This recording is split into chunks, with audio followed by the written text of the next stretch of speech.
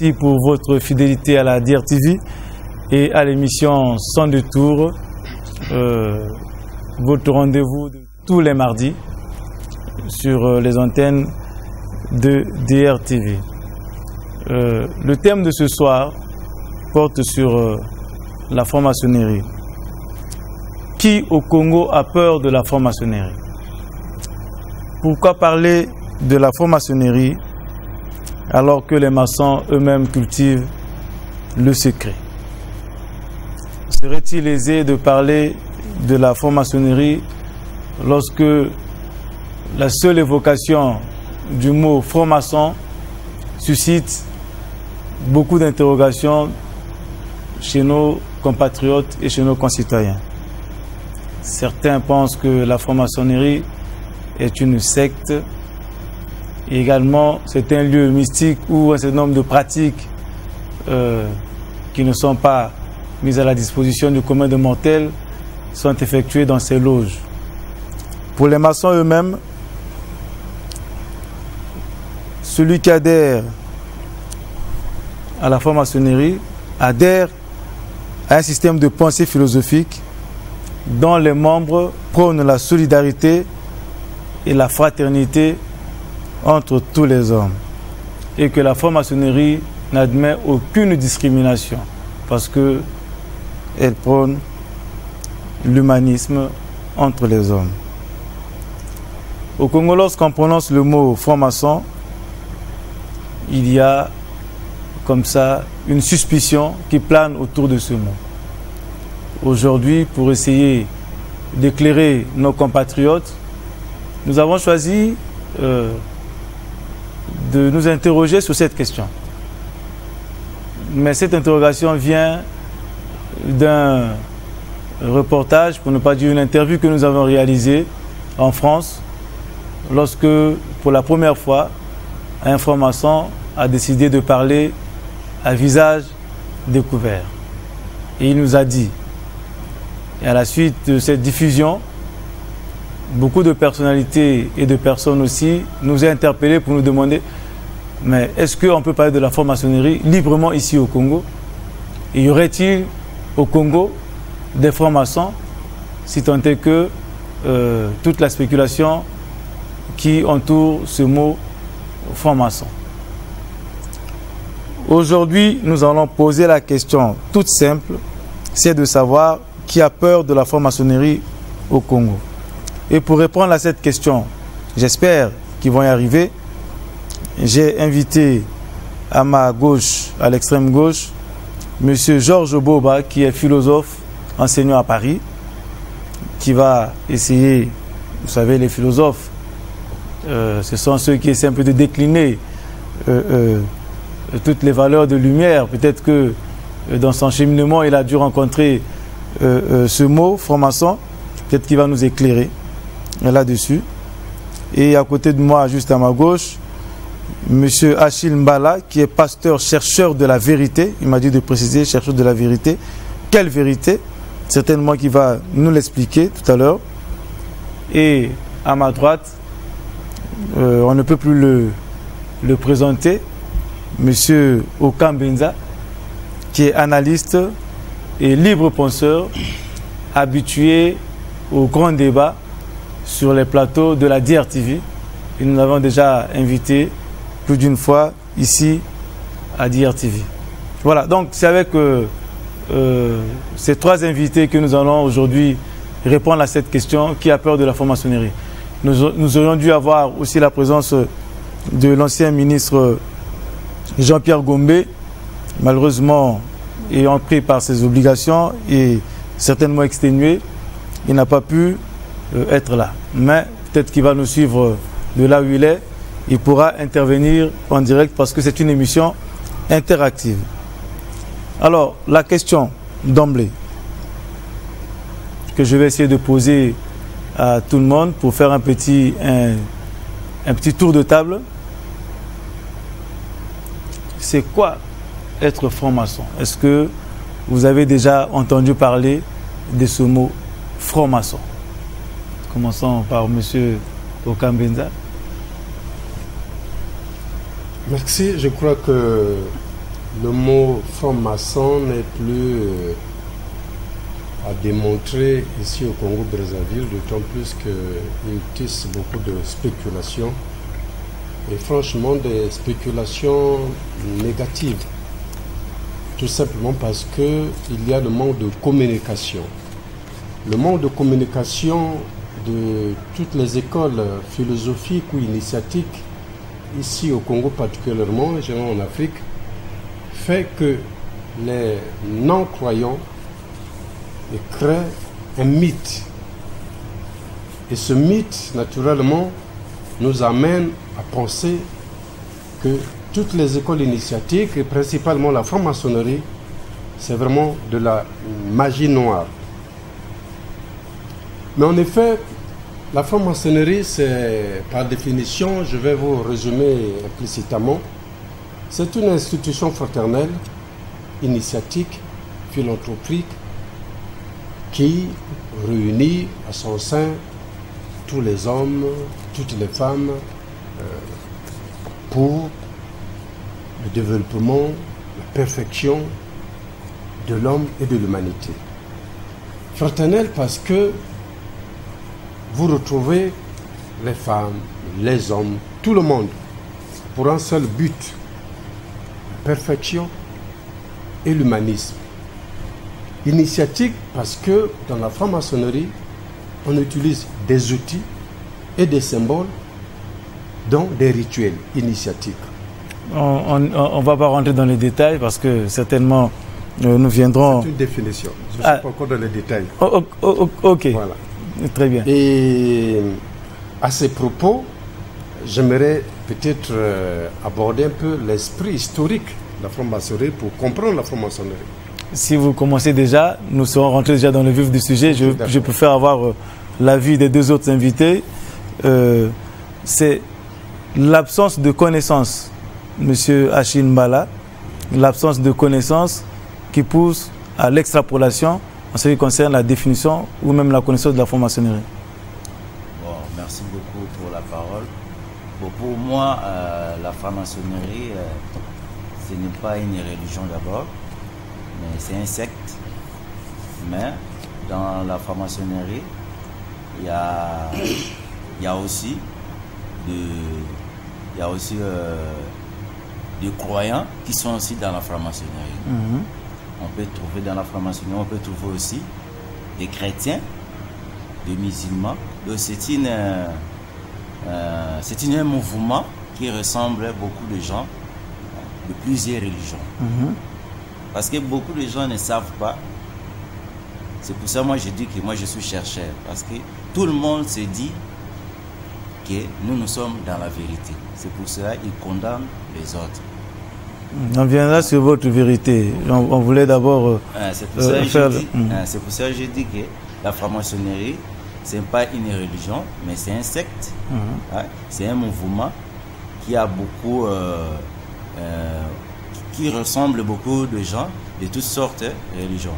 Mais il croit aussi parfois à Dieu, mais un Dieu connu. Très bien. L'absence de connaissance, parce que la méconnaissance même peut pousser à avoir des définitions comme celle qu'on vient d'esquisser. Monsieur Oboba. Alors, il est important, en effet, quand on aborde une question assez difficile, que celle d'une institution sociale. C'est une institution sociale. Il est tout à fait légal. Ceux qui veulent la connaître, ceux qui veulent n'ont qu'à à s'informer. Leurs établissements sont ouverts quand ils le désirent. Ils font même des conférences publiques. Tous ceux qui s'intéressent à la maçonnerie peuvent, en effet, la connaître, mais d'un point de vue extérieur. C'est une institution sociale qui a une finalité. De tout temps, les hommes ont considéré qu'il y a deux formes de construction de l'humain. Deux formes. Et la forme classique, celle des études, et il y a une forme, on dit ésotérique, c'est-à-dire limitée à quelques individus, triés. C'est pas tout le monde, enfin c'est donc une sélection préalable. Et à ces hommes, on transmet une connaissance. Une connaissance qui a pour origine un principe suprahumain. Donc là, ce principe suprahumain, on peut le décliner comme Dieu, comme géomètre, comme la nature, etc. C'est ce principe qui a transmis aux premiers hommes un certain nombre d'informations, un certain nombre de valeurs, et ceux qui ont réceptionné cette tradition primordiale ont le devoir de la transmettre à d'autres, en respectant les principes initiaux de circulation, de cette instruction, de cette formation, ce que j'appelle la construction de soi. Nous avons, je termine rapidement, bon, si on parle de la franc-maçonnerie parce qu'elle est occidentale, mais nous avons dans notre propre société, d'ici, des pratiques initiatiques. Ce type d'institutions sociales qui fonctionnent, qui, comment dirais-je, ont le même type d'appréhension plein public. On a aussi peur de ces institutions sociales. C'est une forme de formation des individus élitistes à une finalité. Il y a une finalité, bon, on aura le temps d'en discuter. Ok. Donc, certainement, quand on veut, on doit s'informer pour savoir de quoi il retourne, n'est-ce pas? On peut le faire de façon extérieure, ou sinon franchir le pas. Mais seulement, très peu franchissent le pas parce qu'ils pensent que c'est un lieu fermé et mystérieux, puisque le mystère fait peur. Et pour y aller, on a du mal. Finalement, quelle est la raison qui pousse les uns et aux autres à avoir comme ça des arrière-pensées sur la franc-maçonnerie? C'est ce que je disais, que c'est plutôt ici en Afrique qu'on a peur. Nous avons peur des mots. Lorsqu'on parle de franc-maçonnerie, automatiquement les gens s'exclament. Et tout simplement parce qu'il n'y a pas de communication. Parce que on va essayer maintenant de... En réalité, la franc-maçonnerie était secrète. Mais d'abord, de toutes les écoles initiatiques ou philosophiques, il n'y a pas une école ou bien un groupement où les chercheurs, les historiens, les anthropologues ont beaucoup écrit. C'est seulement la franc-maçonnerie. Plus de 77 000 ouvrages qui ont été écrits sur la franc-maçonnerie. Mais les francs-maçons, excusez-moi, disent que à chaque période de l'année, par exemple, là, l'été arrive en France, on essaie de faire quelques articles sulfureux sur la franc-maçonnerie, tout simplement parce qu'on veut vendre du papier, ce que les initiés appellent les marronniers, c'est ça? Alors, si on écrit, est-ce que c'est forcément la vérité qu'on traduit à travers ces écrits? C'est la vérité. Parce qu'on ne peut pas dire du mensonge dans une école ou bien dans un groupement d'élite comme les francs-maçons. C'est pas possible, on ne peut pas dire de mensonge. C'est de la vérité. C'est plutôt ici où on camoufle, où on crée le mythe autour de ces écoles. Et ce qui suscite une spéculation négative. Sinon, il y a des émissions, même sur Internet. Vous pouvez naviguer et trouver le site de la franc-maçonnerie, avoir des informations sur la franc-maçonnerie. Il y a des ouvrages qui sont partout dans les librairies, mais sinon, autrement dit, le chercheur, il n'est pas à l'intérieur de la franc-maçonnerie, mais comment allait-il faire pour connaître la franc-maçonnerie? Comment allait-il faire pour qu'on discute la franc-maçonnerie aujourd'hui, d'autant plus que moi, je ne suis pas maçon? Le chercheur de la vérité, comment avez-vous fait pour découvrir la franc-maçonnerie? Est-ce que vous avez fait quelques recherches, comme vient de le dire, soit sur Internet, à partir des références livresques, pour avoir à peu près une connaissance aiguë ou préétablie de la franc-maçonnerie? D'où tirez-vous vos définitions de ce que vous venez de dire tout à l'heure là, en définition de la franc-maçonnerie d'une secte? Ouais, mais c'est ça ce que je viens de dire. Et la franc-maçonnerie encore, la franc-maçonnerie, c'est pour la construction de la vie de l'homme. Donc, ils ont créé la franc-maçon pour la construction de l'homme. Donc, ils croient maintenant un Dieu. Eux aussi, ils croient à un Dieu. Ça vous l'avez dit, mais ce que je voulais savoir, d'où tirez-vous vos connaissances de la franc-maçonnerie? C'est-à-dire que de quelle lecture, de quelle démarche, de quels enseignements tirez-vous vos connaissances pour donner une définition de la franc-maçonnerie ou bien de la qualifier comme telle, comme vous venez de le faire. Ah, ça là, j'ai lu ça dans un livre. Oui. Mais je n'ai pas fini à lire ça. Ah, très bien. C'était chez quelqu'un, il était aussi pressé. J'ai lu au moins un peu. C'est pour cela que j'ai eu l'idée là pour répondre. Est-ce qu'il suffit de quelques lignes pour pouvoir définir toute une institution qui date, je ne sais pas, de 1700... Depuis la Grande Loge de Langres, depuis 1717. 1717, donc ça fait quand même plus de 2 siècles, en fait de 3 siècles que ça existe, et puis vous arrivez à la définir en 2 passages dans un livre que vous avez lu. Enfin. Pour la franc-maçonnerie, et il se base souvent à la architecture, hein, parce qu'ils disent que le créateur, il est le premier architecte. Donc nous aussi, on va aider les hommes pour évoluer dans la vie sociale en ce qui concerne l'architecture. Très bien, mais cela ne démontre pas ou ne corrobore pas votre thèse, votre définition de la franc-maçonnerie qui serait une secte. Monsieur le professeur, comment on peut avoir accès, n'est-ce pas, à cette institution qui semble quand même finalement assez fermée. Comme l'a dit monsieur Okambenza, en Europe, c'est de notoriété publique. On est informé, on connaît à peu près ce qu'est la franc-maçonnerie et on connaît qu'il y a plusieurs loges qui existent. Mais au Congo, lorsqu'on essaie de parler de la franc-maçonnerie, on se dit « Ah, il y a péril dans la demeure ». Qu'est-ce qui fait qu'on puisse avoir à peu près... D'abord, acceptez que je fasse quelques rectificatifs. Allez-y. Sémantiques et normatifs. On ne peut pas considérer que la maçonnerie est une secte. Hein, une secte suppose la présence d'un gourou, donc d'un maître, avec des disciples qui le suivent de manière aveugle et irrationnelle.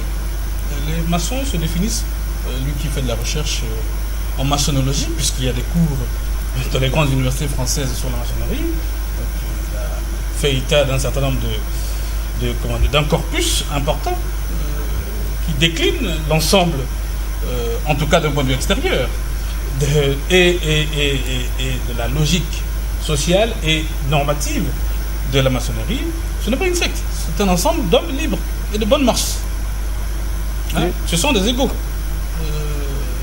Vous avez vous-même souligné l'idée d'humanisme qui caractériserait cette société, cette institution sociale. Mais je suis quand même assez surpris, excusez-moi, mais que je marque cette surprise-là, parce que autant de valeurs, hein, l'humanisme, le partage, le don de soi, c'est-à-dire que être là pour les autres, n'est-ce pas, pour faire avancer le monde, mais ne pas être compris par la majorité de nos concitoyens et le mot de secte, je pense que c'est peut-être pas la première fois que vous l'entendez lorsqu'on définit ou on caractérise la franc-maçonnerie, mais tous les jours, quand on rencontre un certain nombre de gens, ils disent mais la franc-maçonnerie c'est une secte. Ici, même ici à Brazzaville, même après cette émission que nous allons sortir, posez-leur la question, pour ceux qui n'ont pas suivi l'émission, ils vont vous dire la même chose. Comment l'expliquer? Alors, c'est ce qu'on appelle le préjugé. Hein, le préjugé, donc c'est une opinion acquise, transmise par l'habitude, par le confort social. Essayez de nous aider à sortir de ce préjugé négatif. Alors, parce le problème du préjugé, c'est qu'il est difficilement déracinable. Même si on argumente, on fait la démonstration que la maçonnerie n'est pas une secte, comme j'essaie de faire comprendre, d'un point de vue extérieur.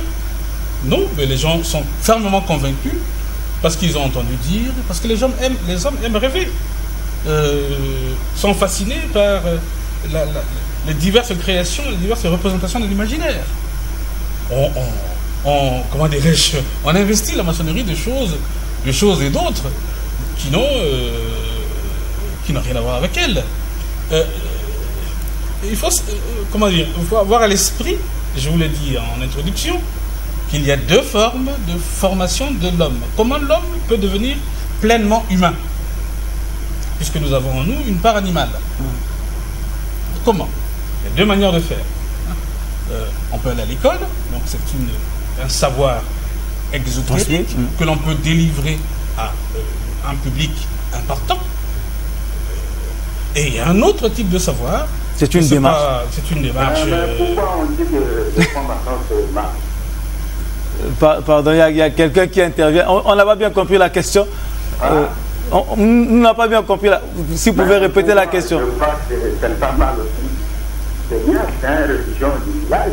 Ça reste toujours comme ça. Ce soir, je suis le premier jeune et je voudrais rentrer dans cette religion.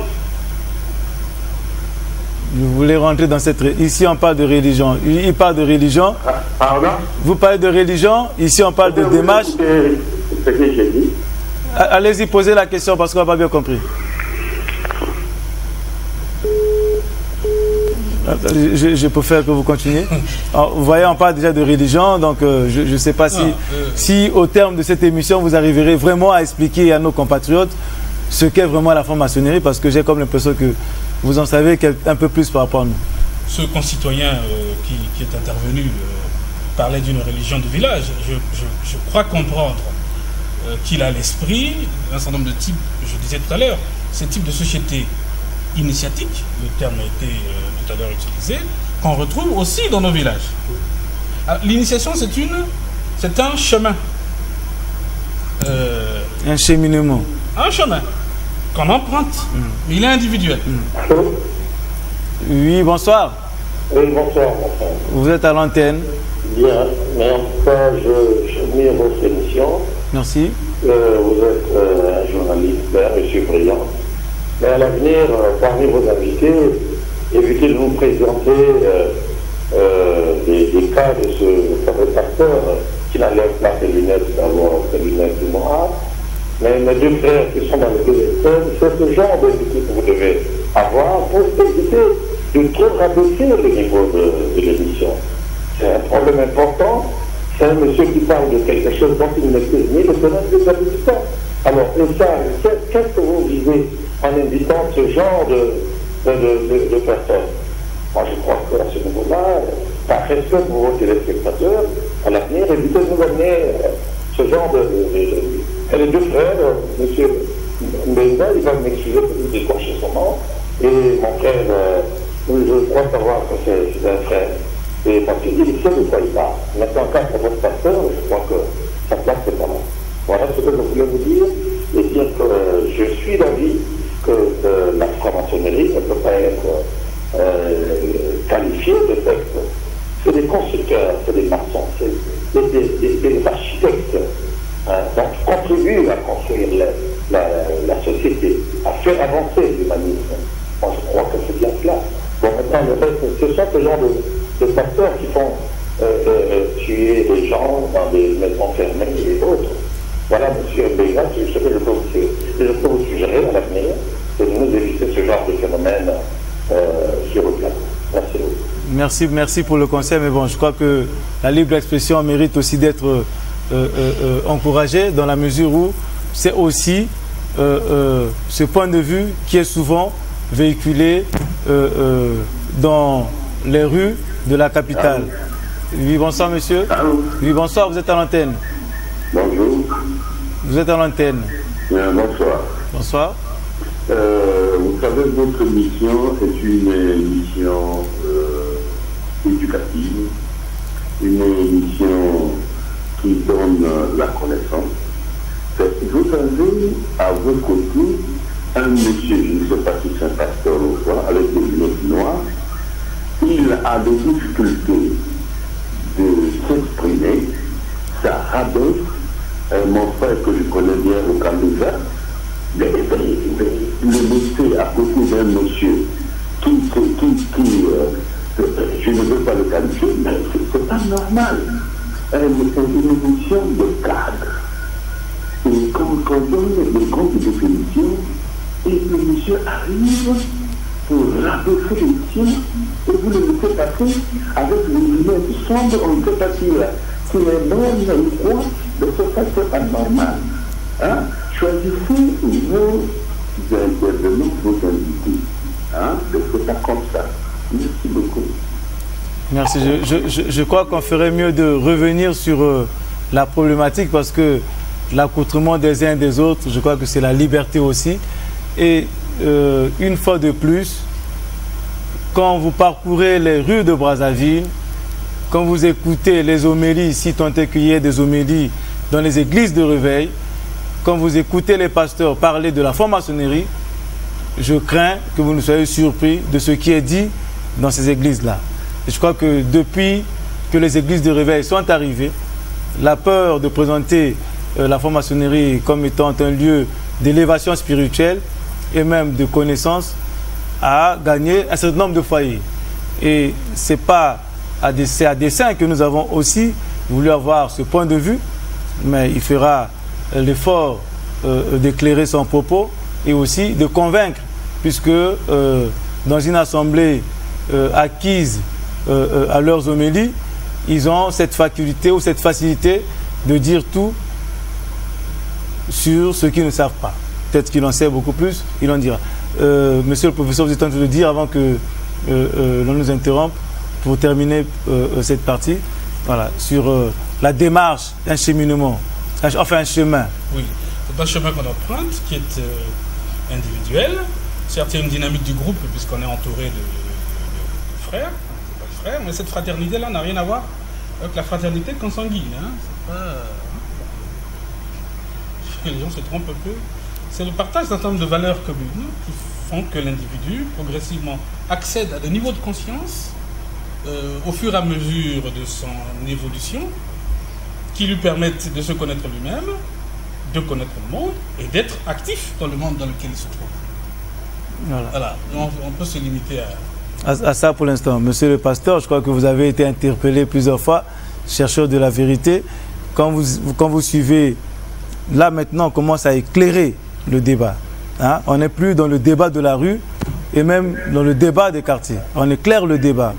Allô? Oui, bonsoir. Bonsoir. Vous êtes à l'antenne. Oui, c'est M. Roger Omer Boulingui. Je vous suis sur la franc-maçonnerie. Oui. Je pense que lorsqu'on ne maîtrise pas certaines choses, il n'est pas aisé d'en parler. Et si vous voulez qu'on vous parle de la franc-maçonnerie, je suis prêt à venir sur le plateau, vous m'invitez. Si vous n'êtes pas loin, vous êtes invité à venir sur le plateau. C'est tout l'intérêt de cette émission. Je salue d'abord au Cambéza, puisqu'on se connaît au monde. J'anime à Dia TV l'émission d'Univers et nous à la radio. Donc je suis prêt à venir vous parler de la franc-maçonnerie. Parce que tout ce que vous dites de la franc-maçonnerie, là, c'est un peu faux. Je sais que les gens ont peur. Ils ont peur pourquoi? C'est parce qu'ils ont peur de l'inconnu. Toute personne qui a peur de quelque chose, quand on ne connaît pas, on a toujours peur. C'est comme la mort, on a peur de la mort. Parce qu'on ne sait pas ce qu'il y a après la mort. Donc au niveau de la franc-maçonnerie, je disais que ce n'est pas une secte, c'est une école initiatique. Hein, où, comme venait dire l'autre, vous êtes en fraternité. Et être franc-maçon, c'est être bon citoyen, charitable, tourner vers l'autre. Donc il y a un problème de fraternité. Ce sont des enseignements qu'on apprend, qu'on applique. Il y a des initiations qu'on fait, c'est tout à fait normal, c'est une façon d'évoluer. Parce que le problème d'initiation, même au niveau des églises chrétiennes, il y a une initiation, le baptême. C'est une initiation. Alors donc, au niveau de la franc-maçonnerie, on n'a pas peur d'avoir peur de la franc-maçonnerie. N'importe qui peut être maçon. L'essentiel, qu'il soit sincère et pratique avec lui-même. Donc, voilà ce que je tiens à vous dire là-dessus. Merci beaucoup. Je pense que nous sommes là en train de faire comprendre à nos concitoyens, à nos compatriotes, n'est-ce pas, pour qu'ils ne puissent pas avoir peur. Voyez-vous, c'est pas pour rien que nous posons ces questions-là. Qui a peur de la franc-maçonnerie? J'espère, M. Okambenza, qu'aujourd'hui, lorsque nous parlons de la franc-maçonnerie, très peu de gens peuvent venir ici, sur le plateau, dire ce qu'est la franc-maçonnerie. Pour certains, ils le sont, puisqu'on n'est pas obligé de se dévoiler, mais parler de la franc-maçonnerie pose problème dans notre pays, parce que nous viendrons dans la deuxième partie, n'est-ce pas, la franc-maçonnerie et le pouvoir. Pourquoi est-ce qu'on a peur de parler de la franc-maçonnerie ici au Congo-Brazzaville? Pourquoi on a peur? Pourquoi on a peur de parler de la franc-maçonnerie? Excusez-moi. Pour moi, je pense que beaucoup de gens, comme ils ne sont pas vraiment dans la vérité, ils ne connaissent pas le vrai Dieu, c'est pour ça qu'ils ont peur. Sinon, la franc-maçonnerie, j'avais dit, ce n'est pas une religion, mais c'est un mouvement qui ressemble aux gens de toutes sortes de religions. Donc on peut avoir un musulman là-bas comme un chrétien. Mais les gens, comme je dis, comme ils ne connaissent pas le vrai Dieu qui a créé le ciel et la terre, c'est lui qui avait fait sortir le peuple d'Israël en Égypte, il invoque un Dieu inconnu ou fictif. C'est pour cela qu'ils ont peur de la franc-maçonnerie. Mais vous savez aussi que dans certaines loges, le débat sur la religion, sur Dieu, n'est pas non plus obligatoire. Et même dans certaines loges, parfois, on prête serment sur la Bible, qui est un livre que vous, les croyants, utilisez, n'est-ce pas? Okay. Donc ça veut dire que la question du Dieu, est réglée même dans la franc-maçonnerie. Quelle est la crainte? Ok, maintenant... Donc les francs-maçons aussi connaissent Dieu aussi. C'est pour ça que j'avais dit avant, les francs-maçons aussi, ils croient à un Dieu. Mais tout à cet Dieu-là... Ils ne croient pas à un Dieu, ils croient en Dieu. Tout simplement, si on pète la main serment sur la Bible dans certaines loges. C'est pour ça que je suis en train de continuer. Ils croient à un Dieu. Mais quel Dieu? C'est pour ça que je disais qu'il y a un seul Dieu. C'est celui qui avait fait sortir le peuple d'Israël en Égypte. Bon, si vous me répétez ça 107 fois, ça va bien rentrer dans la tête, mais ça va être compliqué pour comprendre. Mais c'est pour ça que je disais. Et cet Dieu-là, il s'appelle... Allô? Oui, bonsoir. Vous êtes à l'antenne. Oui, bonsoir. Je vous écoute. Oui, très cher grand frère, moi je vous assiste souvent. Vous avez une très bonne émission. Et là, nous avons vraiment un problème. Le problème, c'est avec le frère qui est à côté. Je ne sais pas si réellement c'est un pasteur. Je vous connais très bien. Vous êtes vraiment quelqu'un qui présente très bien son émission. Le souhait serait de le retirer là. Parce qu'il raconte n'importe quoi. Parce qu'il y a des gens qui peuvent être là, représenter le pasteur pour défendre quand même. Parce que ce qu'il dit, on ne sait pas ce qu'il raconte. Il est pasteur de quelle église? Il est chercheur où? On ne sait pas. Aider les hommes de Dieu. Mon frère, ne crée pas de débats comme ça parce que ça ne relève pas l'éthique des hommes de Dieu. Donc, excusez-moi de vous déranger un peu. Le souhait serait de le retirer de là. Non, si nous procédons de cette façon, ça sera le début de la dictature. Non, la tolérance nous impose de supporter aussi ce que disent des uns et des autres. Maçonnique. Voilà, la tolérance est maçonnique, comme vous l'avez dit. Donc, nous n'avons pas... c'est la force de l'argumentaire qui va peut-être disqualifier ou donner la possibilité à notre pasteur chercheur de vérité de pouvoir dire ce qu'il pense. Donc, je reviens à vous, M. Okambenza. Alors, si la franc-maçonnerie semble être aussi limpide, aussi claire, comme l'a dit le professeur Oboba, alors comment expliquer qu'il y ait un petit trou noir comme ça là qui traverse l'esprit de nos compatriotes lorsqu'on évoque des francs-maçons? Je peux même vous dire des amis proches qui me disent: tiens, mais vous savez, la franc-maçonnerie là, mais c'est grave.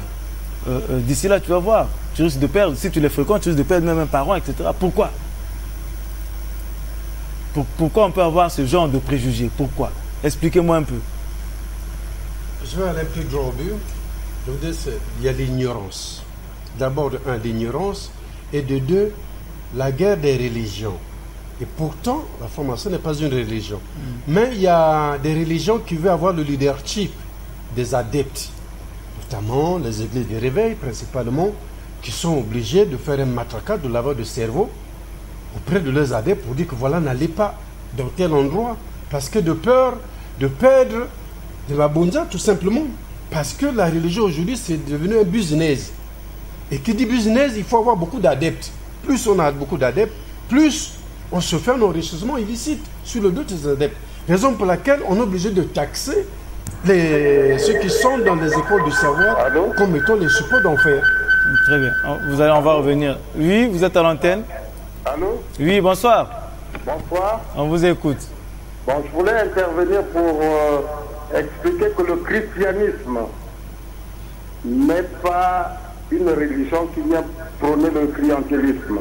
Le christianisme prône l'amour du prochain, aimer son prochain comme soi-même. Et le christianisme aime les francs-maçons parce que Jésus-Christ est venu pour les pécheurs. Eux, ils sont des pécheurs et Jésus a besoin d'eux pour qu'eux aussi se convertissent, pour qu'ils aient la vie éternelle. Parce que l'humanisme ne nous prône pas la vie éternelle. C'est vivre sur la terre jusqu'à la fin et après on ne sait pas la vie qu'il y aura au-delà. Le christianisme est fait pour donner aux gens une vérité qui est éternelle. Après la vie sur la terre, il y a une autre vie. Et une vie qu'on va passer ensemble avec le Seigneur dans une gloire éternelle. Mais cette vie n'est pas seulement réservée aux chrétiens, mais elle est réservée aux pécheurs, à tous ceux qui vont croire au Seigneur Jésus et tous ceux qui vont donner leur vie gratuitement. Et dans le christianisme, il n'y a pas besoin. Quel rapport avec la franc-maçonnerie alors? Oui, on n'a pas besoin d'initiation alors qu'à la franc-maçonnerie, on a besoin d'être initié. Au christianisme, tout est clair, tout est véridique, il n'y a aucune vérité qui doit être cachée. On n'a pas besoin de passer d'un niveau à un autre en prenant des cours quelconques. La Bible est offerte à tout le monde, donc tout le monde a le droit de connaître la vérité pour être sauvé. Merci. Je vous écoute. Oui, tout le monde a le droit de connaître la Bible pour être sauvé. Donc, je pense que la première opposition... c'est pas... La première opposition des francs-maçons, c'est la religion chrétienne. C'est la religion chrétienne. D'abord, le Vatican a tout un décret, s'il faut appeler ainsi, qui interdit aux prêtres de s'affiler à la franc-maçonnerie. Et lorsqu'on voit dans la nuit des temps la tradition, l'évolution historique de la franc-maçonnerie, on ne s'accorde plus avec le clergé, donc l'église chrétienne. Bon, s'il faut parler d'abord des initiations, mais je crois que vous l'aviez dit ici que le sacrement qu'on prend à l'église, c'est une initiation. Le sacrement, c'est une initiation. Bien sûr. Mais les baptêmes, c'est une initiation. Dans toutes les églises de réveil, on baptise les gens, c'est une initiation. On marie les gens, c'est une initiation. C'est pour ça que je disais que on leur met même la tête dans l'eau. Les impositions. C'est de l'initiation. Donc, il y a l'ignorance. Il y a l'ignorance qui fait que nous, les Africains, on est toujours en retard parce qu'on a peur des mots. On dit des choses qu'on ne vérifie pas. Moi, j'ai pas peur de la maçonnerie. Moi, j'ai souvent été interpellé par ceux qui me côtoient dans la rue. Comment tu parles de la franc-maçonnerie? Là-bas, on tue des gens. Je dis, mais si la franc-maçonnerie tuait des gens, mais prenons l'exemple des Européens. Un Européen a un enfant ou deux enfants seulement. Mais s'il arrive au grade élevé de la franc-maçonnerie, vous le verrez toujours avec ces deux enfants-là. Mais il tue qui? Alors que la famille européenne... tu l'oncle, le cousin... Alors que la famille européenne n'est pas élargie comme la nôtre ici en Afrique. Là-bas, c'est vraiment sélectif. Mais il tue qui si on tuait les gens? Mais vous avez tout à l'heure là parlé des églises de réveil. Vous pensez qu'il s'agit là de coopter des gens, de leur mettre ou de leur bourrer le crâne pour qu'ils se disent, voilà, ça c'est la voie du salut et par conséquent, tout ce qui ne viendrait pas de cette logique-là serait mauvais, c'est ça? Allô? Oui, bonsoir. Bonsoir. Je réponds au nom d'André Jola et j'aimerais réagir sur deux points. Et le premier point, j'ai entendu le monsieur qui est un pantalon jaune. Monsieur Okambenza, oui. Monsieur Okambenza. Oui. Lorsqu'il dit que les gens, enfin la franc-maçonnerie, on ne fait pas le mystère de cette religion. Mais moi je pense qu'il y a quand même un petit mensonge là-dessus, parce que si on voit comment d'autres religions procèdent, lorsqu'ils veulent faire connaître certaines vérités, ils procèdent par exemple à... On n'a pas bien compris quels gens procèdent. Je ne sais pas. Est-ce que ce qui fait peur, c'est le secret de l'initiation, ou bien tout simplement parce qu'on ne veut pas comprendre qu'il y a plusieurs sources pour s'élever dans la vie. Oui, bonsoir. Bonsoir. Vous êtes à l'antenne. Si je comprends bien, je regrette seulement pour le chercheur de la vérité là. Il n'a pas vraiment le vrai fondement pour démontrer. Mais pour les deux papas là qui sont à côté là, je dis ceci. L'un c'est un philosophe et l'autre c'est un franc-maçon. Mais pour débattre ça, il faut aller d'abord à l'origine. Qui a commencé les francs-maçons et puis qu'est-ce qu'il a fait et qu'est-ce que ça fait. Quand nous débattons les francs-maçons avec le christianisme, nous voulons dire ceci. Le christianisme, c'est la vérité en Jésus-Christ qui amène à la vie éternelle.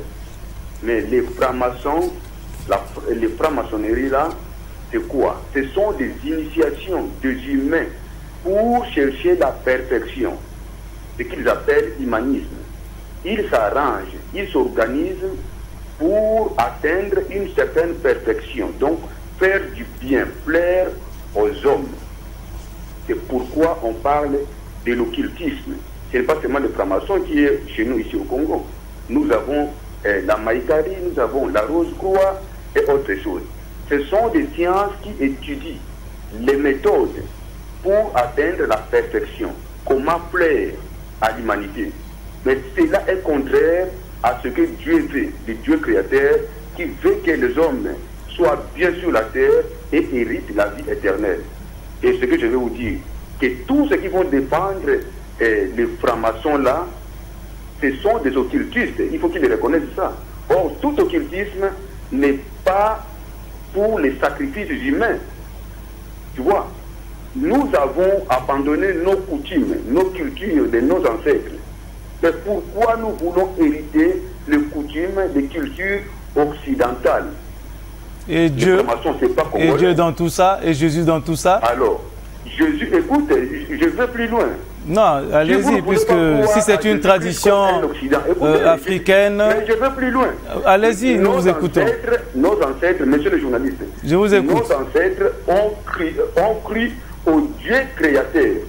Et il n'y avait pas des initiations... Qui ont cru au Dieu créateur. Création de qui? Je ne sais pas si je me fais comprendre. Moi, je ne comprends pas très bien. Je vous dis ceci. Très bien. Les francs-maçons, c'est une science occulte, comme les maïkari, comme la rose-croix et les autres sciences. Cher ami, nous sommes sur le plateau, ils vous donnent les définitions et les critères. Et ils sont en train de dire ce que c'est la franc-maçonnerie. C'est loin de ce que vous êtes en train de dire. Non. Je vous dis que le philosophe a dit ça. C'est un chemin pour atteindre quelque chose, n'est-ce pas? Ce sont l'initiation, ce sont des méthodes, oui ou non?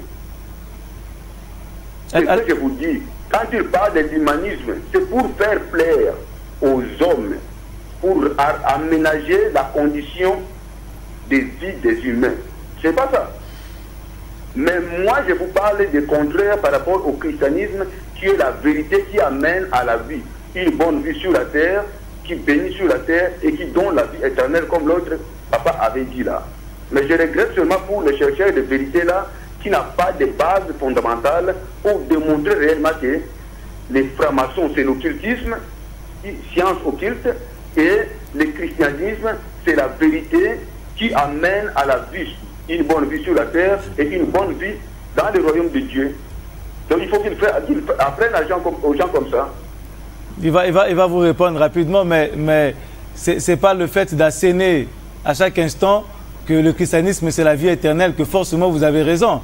Il faut faire la démonstration que la franc-maçonnerie, c'est l'occultisme. Il ne s'agit pas de répéter. Aujourd'hui, nous ne voulons plus répéter. Nous ne voulons plus que nos concitoyens soient pris en otage par des démarches démagogiques.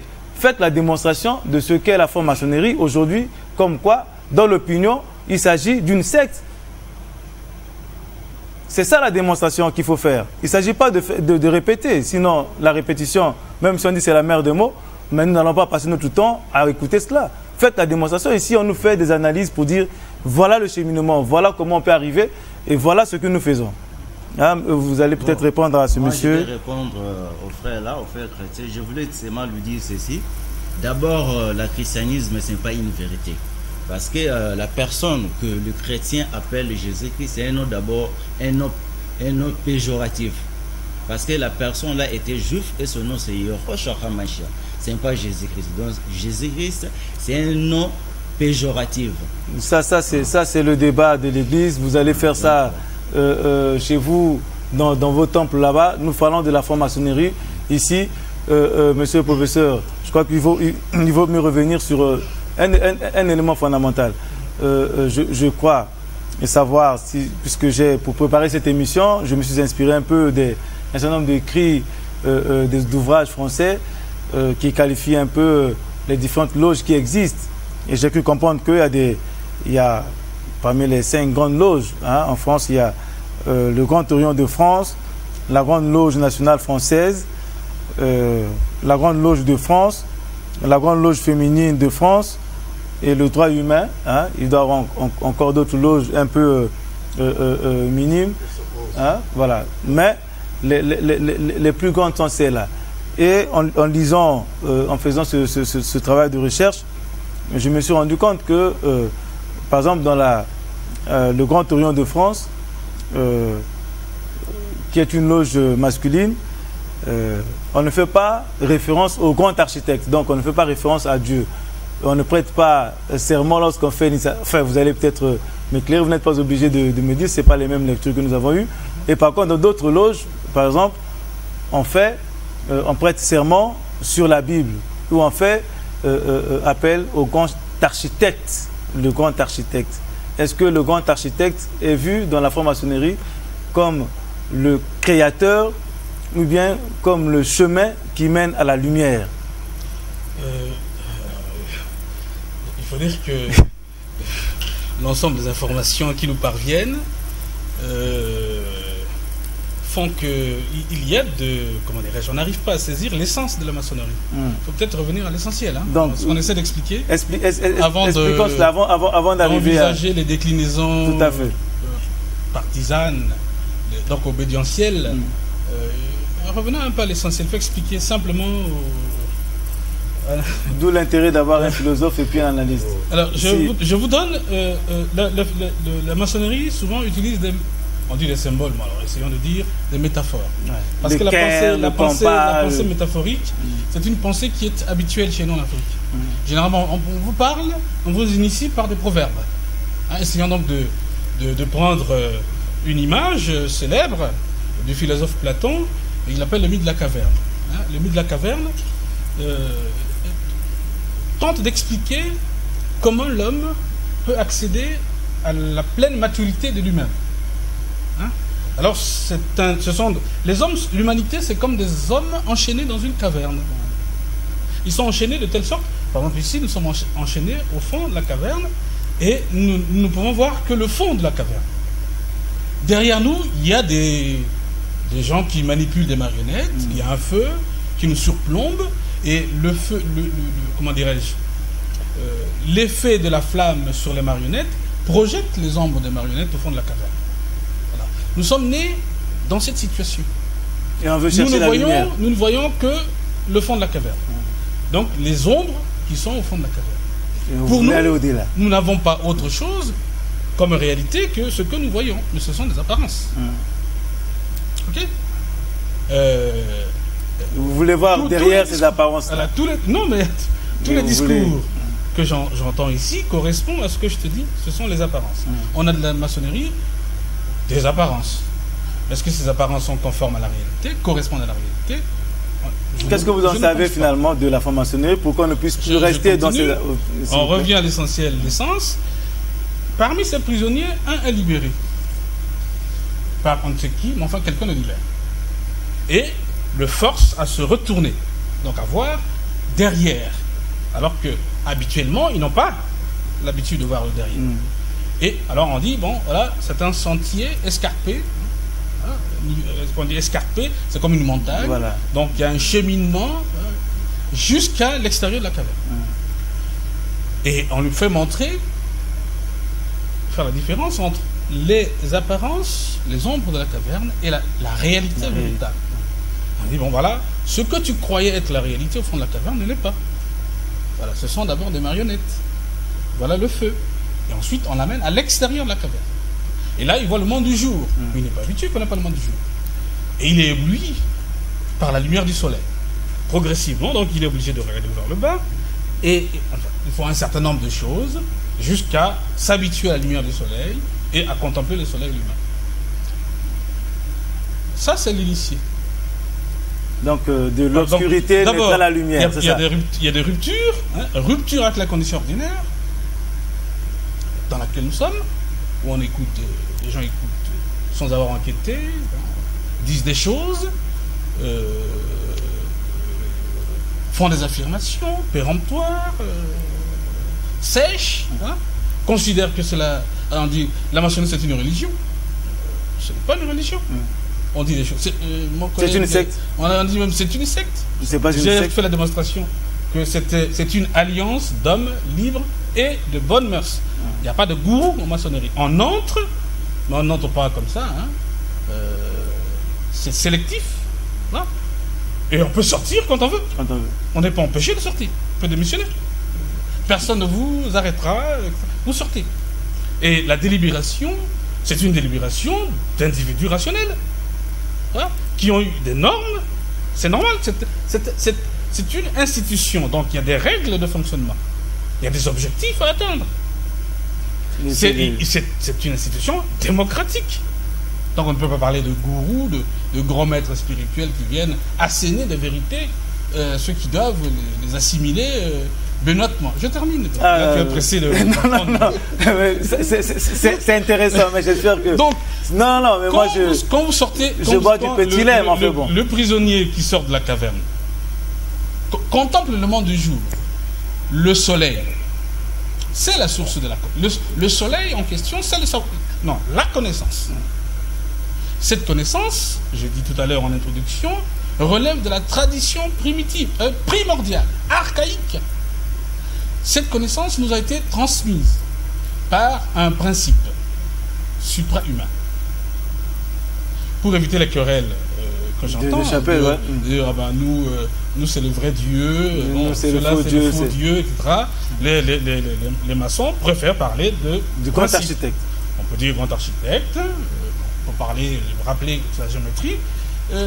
Notre collègue qui est attaqué dit des choses. Il a dit architecte. Le problème, c'est que quand il dit architecte, c'est pas l'architecte qui construit les maisons, comme la maison de DRTV dans laquelle nous sommes. Mais c'est architecte, en effet, en ce sens, mais c'est une métaphore. Hein? C'est une façon de se façonner, de se... supposons que, les architectes, donc les hommes de l'art, ont la science nécessaire pour construire de belles et solides maisons. Quel est cet architecte qui peut construire une belle et un beau et solide humain? Hein? Tout est dans la métaphore. Tout à fait. De sorte que le chemin initiatique est compliqué. Il y a des voies sans issue. On peut même avoir passé toutes les étapes, avoir terminé et n'avoir rien compris au message. Et parfois être rentré sans savoir pourquoi on est rentré. On peut aussi ne pas y être rentré et être, comme le disent, un maçon sans tablier. C'est-à-dire que... il y a quelqu'un qui s'impatiente. Oui, vous êtes à l'antenne, monsieur. Vous êtes à l'antenne. Allô? Oui, on vous écoute. Merci beaucoup. Merci. Je ne comprends pas. Une chaîne comme DRTV, une grande chaîne comme DRTV, moi je viens de prendre l'émission en cours de route là. Mais comment on ne peut pas nous donner les noms et l'identification de tous ceux qui interviennent à la chaîne là? Nous allons corriger cette erreur là. Je crois qu'à la régie, ils doivent corriger ça très rapidement. Nous avons dit que c'est le professeur Oboba qui est à l'extrême gauche, le pasteur Rachid Mbala qui est à ma gauche et M. Okambenza qui est à ma droite. Et je pense que la régie a intérêt de corriger. Votre question, s'il vous plaît. Il est parti. Que la régie corrige ça rapidement parce que c'est pas bien de ne pas savoir qui c'est qui. Alors, je peux terminer rapidement. Donc, ceux qui accèdent à ce type, à ces connaissances. Oui, bonsoir. J'interviens au nom de Aridou. Et je suis pas franc-maçon ni chrétien, je suis musulman. Je suis avec attention cette émission. Et ce qui est intéressant d'abord, c'est que je tiens à vous féliciter. Éloignez-vous un peu de votre poste téléviseur parce qu'on ne vous entend pas très bien. Il y a des larcènes. Ok, d'accord. Merci. Donc, cette émission en fait, nous permet d'avoir une idée rationnelle de ce que c'est que la franc-maçonnerie. Contrairement aux chrétiens qui interviennent et qui présentent une position relativement irrationnelle. Bon, ce que j'aimerais comprendre, c'est ceci.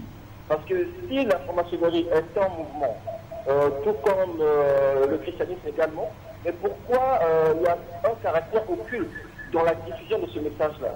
On n'a jamais vu des banderoles dans les rues qui informent, par exemple, le peuple sur l'existence d'un tel mouvement, et c'est cela qui, en fait, qui laisse à désirer. Et deuxièmement, j'ai écouté un des intervenants dire que la franc-maçonnerie était en opposition avec la religion catholique. Mais bizarrement, nous voyons quelquefois des francs-maçons qui fréquentent l'église catholique. Bon, c'est comme si c'était un peu plus, ça peut être la confusion là. Donc il essaie un peu d'apporter un éclaircissement là-dessus. Je ne pense pas que quelqu'un ait dit que la franc-maçonnerie était en opposition avec l'église catholique. Non, c'est moi qui... Le christianisme, parce que l'église, c'est le contraire. Hein, parce qu'il y a des maçons qui sont chrétiens, n'est-ce pas? Il y a des non-chrétiens qui sont maçons aussi. Et il n'y a pas de problème. Terminer, puis après... Ceux qui accèdent à ce type à cette connaissance, à ce type de connaissance, ne doivent pas garder cette connaissance pour eux-mêmes. On doit les renvoyer au fond de la caverne. Parce que le fond de la caverne, c'est la société dans laquelle on se trouve. À leur risque et péril. Travailler au bien de l'humanité. Donc il y a une exigence de construction de soi, mais cette construction de soi ne doit pas être égoïste. Et elle doit participer à l'amélioration morale et intellectuelle de l'humanité. Et est-ce que vous comprenez ce que dit l'interlocuteur tout à l'heure, là, qui dit pourquoi est-ce que c'est considéré comme occulte sur la franc-maçonnerie? Alors, si c'était un groupe de personnes qui poursuivent un objectif de sortir de la caverne, parce que au fond de la caverne, c'est l'obscurité, d'arriver vers la lumière, pourquoi est-ce que c'est occulte? Ça a l'air de ressembler à des pratiques occultes. Vous comprenez la question de... quelle est votre réaction? La réaction, c'est que c'est toujours les mêmes interrogations. Il n'y a rien de culte. Le culte, c'est que les gens n'ont pas accès. Allô? Oui, bonsoir. Bonsoir, monsieur. Vous êtes à l'antenne. Oui, je vous suis là. Merci. Je voudrais toujours vous dire que la franc-maçonnerie au Congo ici, si on la qualifie ainsi, c'est par rapport au comportement des gens. C'est pas qu'on refuse que ce n'est pas une secte. C'est le comportement des francs-maçons qui sont ici au pays qui fait que les gens soient influencés par cette maison. Oui, ça c'est une réalité parce que quand elle est tombée ici, les gens pensent que c'est de la sorcellerie. C'est le comportement des hommes, des francs-maçons au Congo. Qui ne connaissent pas que les francs-maçons se comportent mal ici là. Je vous parle là, je suis devant un document, vous pouvez prendre les références. Africa Éducation, numéro 277, du 1er au 15 janvier et juin 2009. Vous pouvez rechercher ce document-là et en page 22, vous allez lire. Vous allez prendre connaissance, je parle juste devant ce document, mais ça influence. Voyez, donc ne pensez pas que si les gens ont peur de la franc-maçonnerie, c'est pas parce que on ne sait pas. Mais c'est le comportement des hommes ici au Congo qui fait que les gens, qui cette maison, vous interprètent ainsi. Je crois que vous le connaissez bien aussi. Sans vouloir vous décourager, mais je pense que les francs-maçons ont une expression bien à eux de parler, de qualifier ce genre d'article de marronnier. Hein. Ici, j'ai aussi un journal de l'Express, là. Si Afrique Éducation fait un papier sur les francs-maçons en Afrique et peut-être au Congo, ils ont peut-être fait quelques enquêtes, mais il y a beaucoup plus de récupération. Enfin, je ne vais pas prendre position, mais vous voyez ici, si vous lisez le grand titre sur la franc-maçonnerie, vous regardez l'article qui est à l'intérieur, vous saurez aussi qu'eux également présentent la franc-maçonnerie avec quelques tares. Hein. J'ai aussi un deuxième, ici, là, celui du Point. Hein. Les maçons, le grand retour. Voilà. Alors, si la franc-maçonnerie pose problème ici au Congo, c'est parce que c'est à cause, comme venait de dire ce monsieur, à cause des comportements. Malheureusement, il ne nous a pas dit quel type de comportement. Il a préféré s'inspirer de l'article de Jeune Afrique Éducation.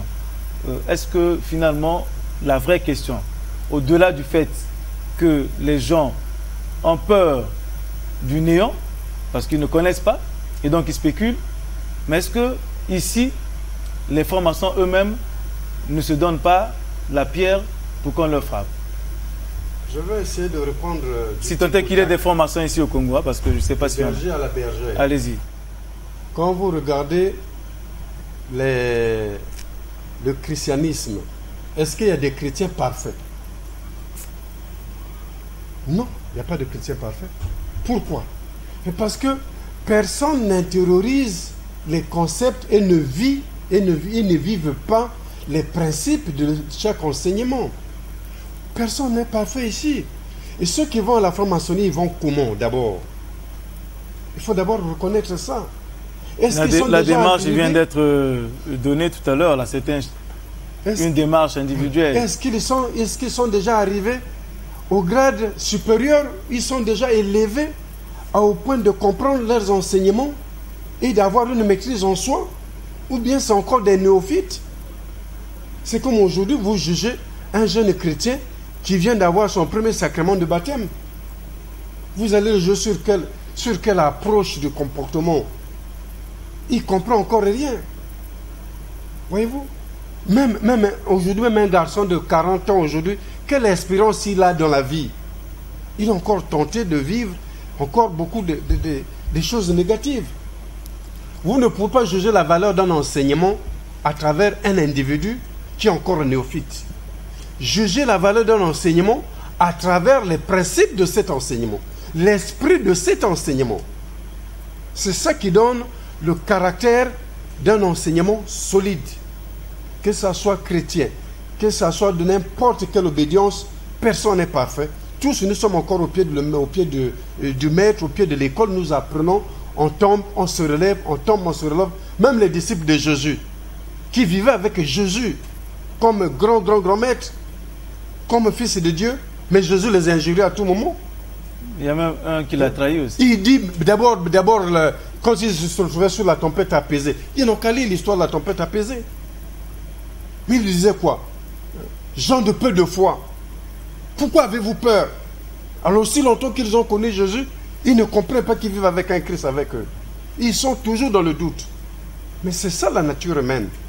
Maintenant, j'aimerais peut-être répondre aux questions que j'ai suivies.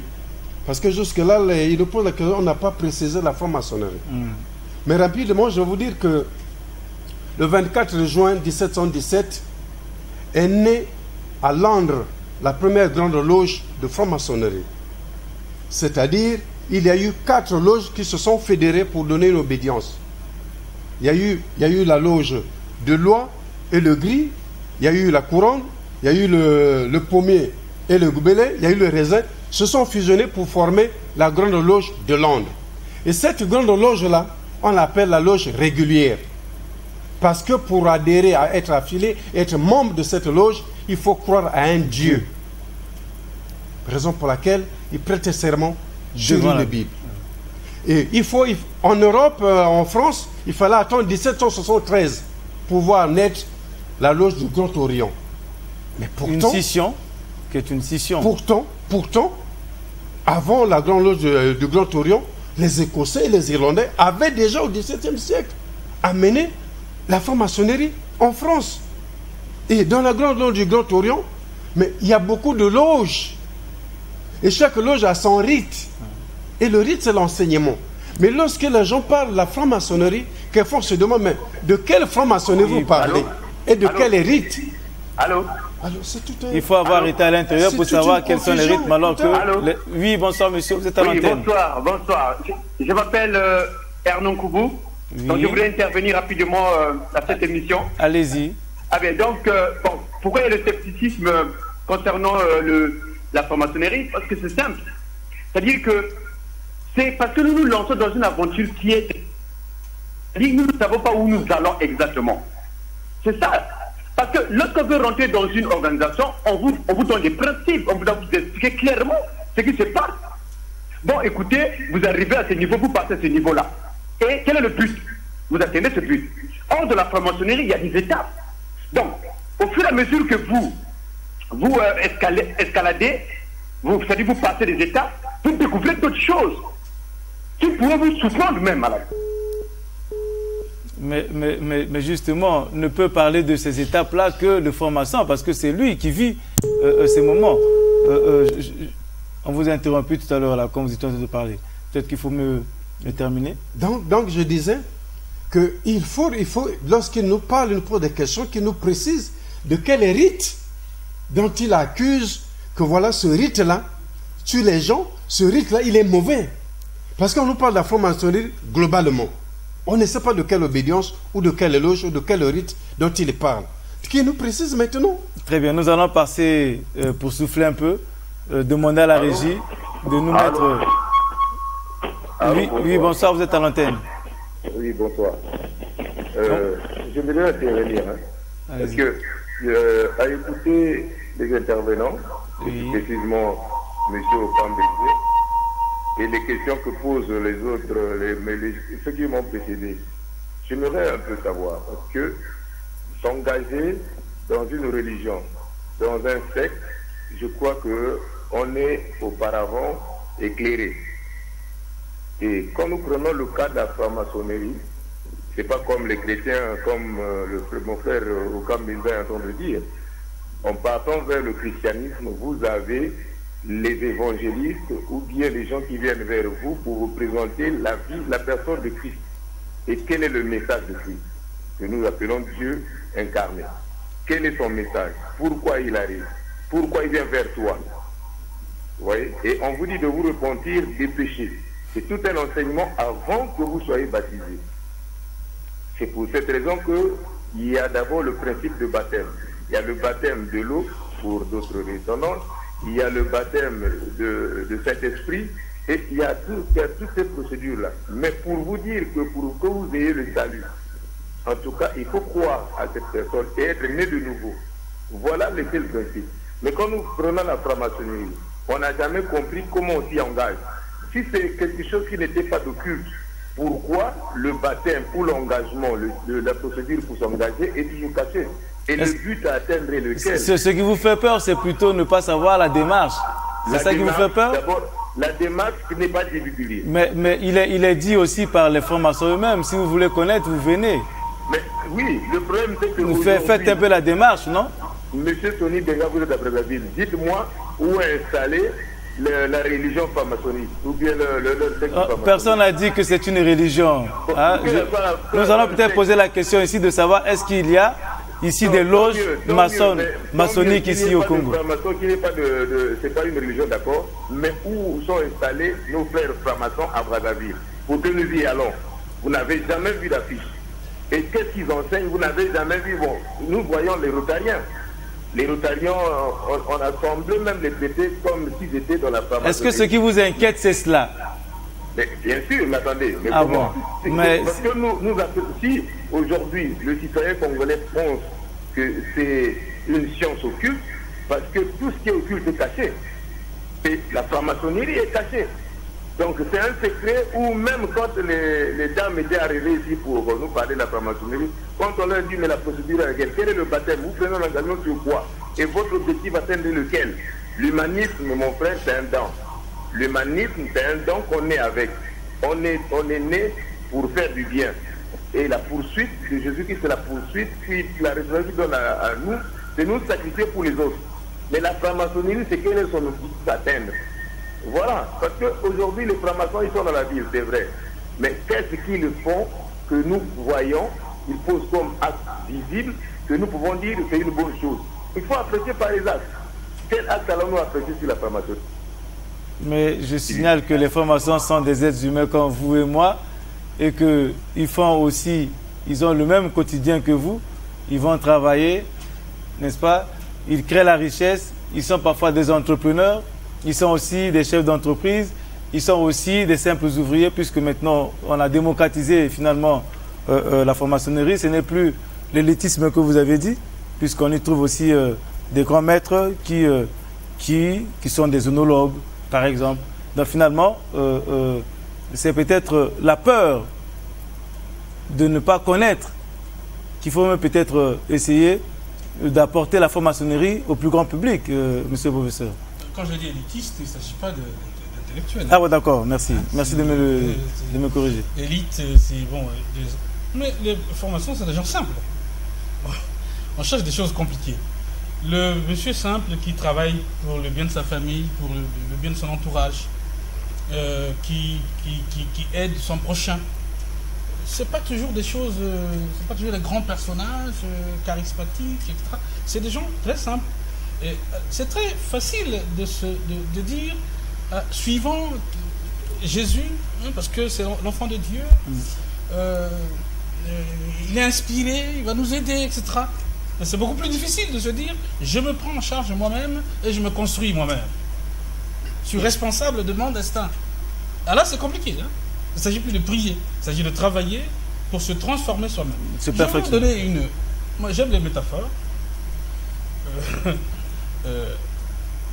Les philosophes grecs, parce que on a tenté tantôt de disjoindre la maçonnerie avec la philosophie, c'est une grossière erreur.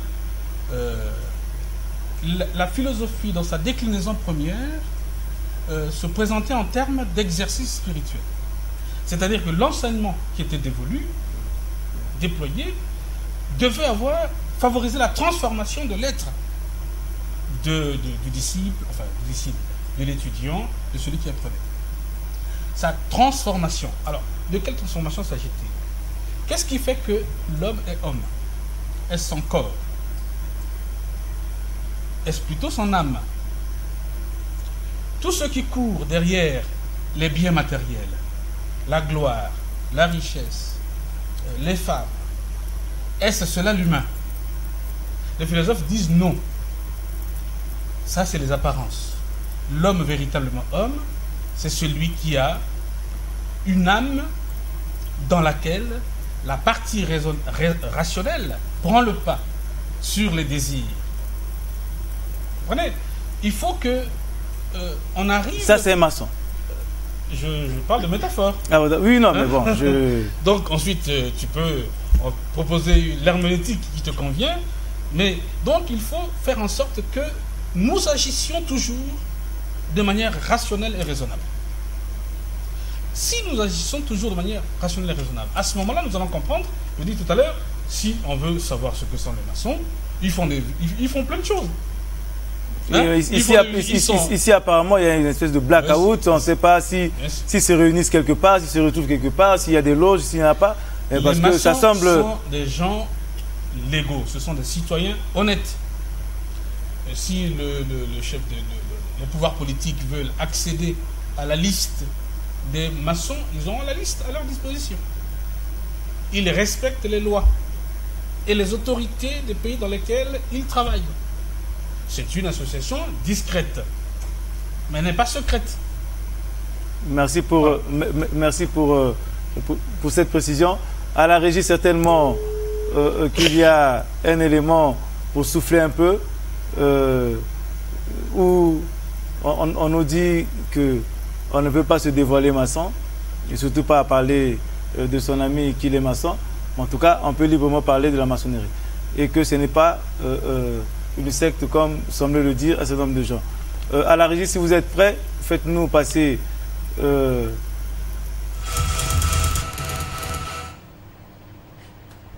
En France, en Afrique et encore plus au Congo, les contours de la franc-maçonnerie ne sont pas très bien définis dans l'inconscient collectif. Pour les non-initiés, La franc-maçonnerie ressemble à une secte aux pratiques occultes dont certains de ses membres sont perçus comme des surhommes doués de facultés et de pouvoirs hors du commun. Pour les frères maçons, un franc-maçon adhère à un système de pensée philosophique dont les membres prônent la solidarité et la fraternité entre tous les hommes. La franc-maçonnerie, qui n'admet aucune discrimination entre les hommes, n'est malheureusement pas perçue comme telle dans l'opinion. Au Congo, le mot franc-maçon est prononcé avec une sonorité qui laisse planer toutes sortes de suspicions. Pour ne pas laisser s'installer le doute et le flou qui entourent cette institution philanthropique, nous sommes allés à la rencontre d'un franc-maçon qui a décidé de franchir le Rubicon et briser le tabou. Pourquoi parler de la franc-maçonnerie alors que le maçon cultive le secret? La réponse, vous allez la trouver dans cette interview. Moi, Francis, franc-maçon. Suivez. En franc-maçonnerie, la seule chose, c'est de ne pas dévoiler les autres. Mais soit on peut se dévoiler sans aucun problème.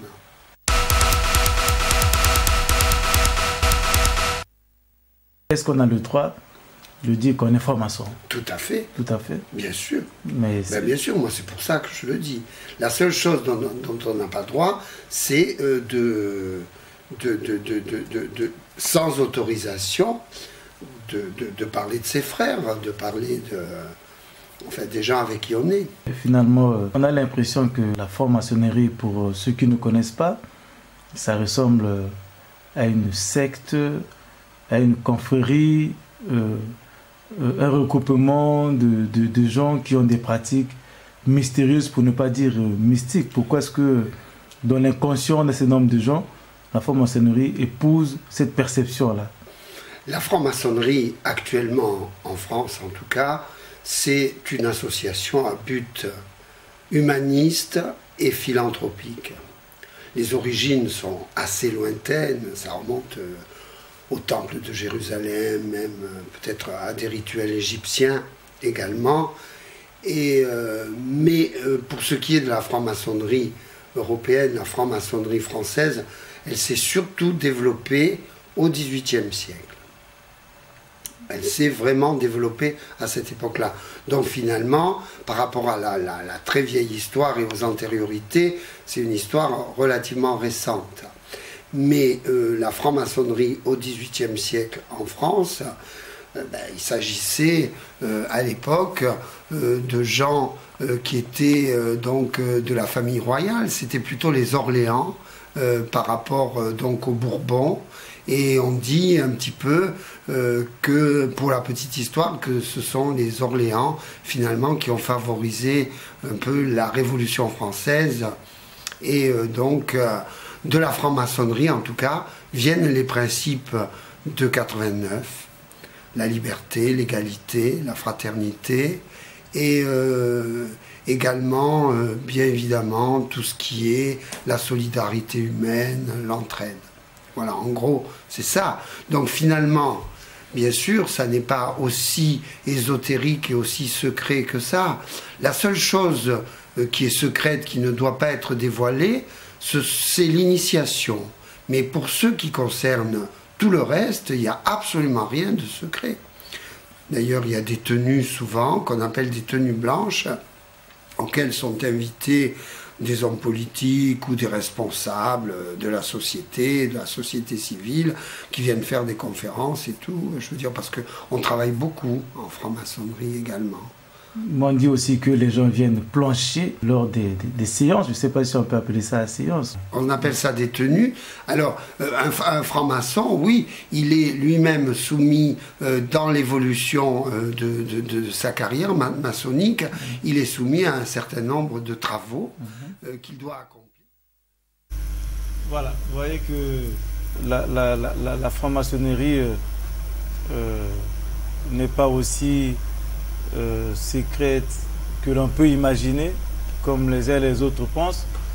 Et un maçon peut s'exprimer librement, dire, et là on voit à peu près ce que vient de dire notre interlocuteur, qui rejoint à peu près ce que monsieur le professeur venait de dire. Et je voudrais plutôt, puisque nous arrivons quasiment au terme de cette émission, faire réagir sur la relation franc-maçonnerie, franc-maçon, oui, et pouvoir.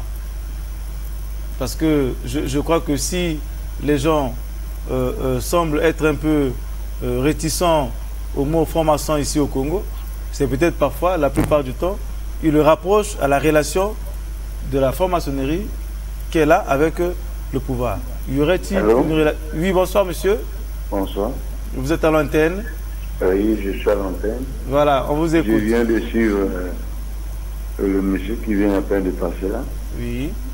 Il a parlé le plan d'initiation. Donc, dans la franc-maçonnerie, pour initier la personne, donc, ça c'est un secret. Parce qu'il y a le monsieur qui est à côté de vous qui a dit le christianisme.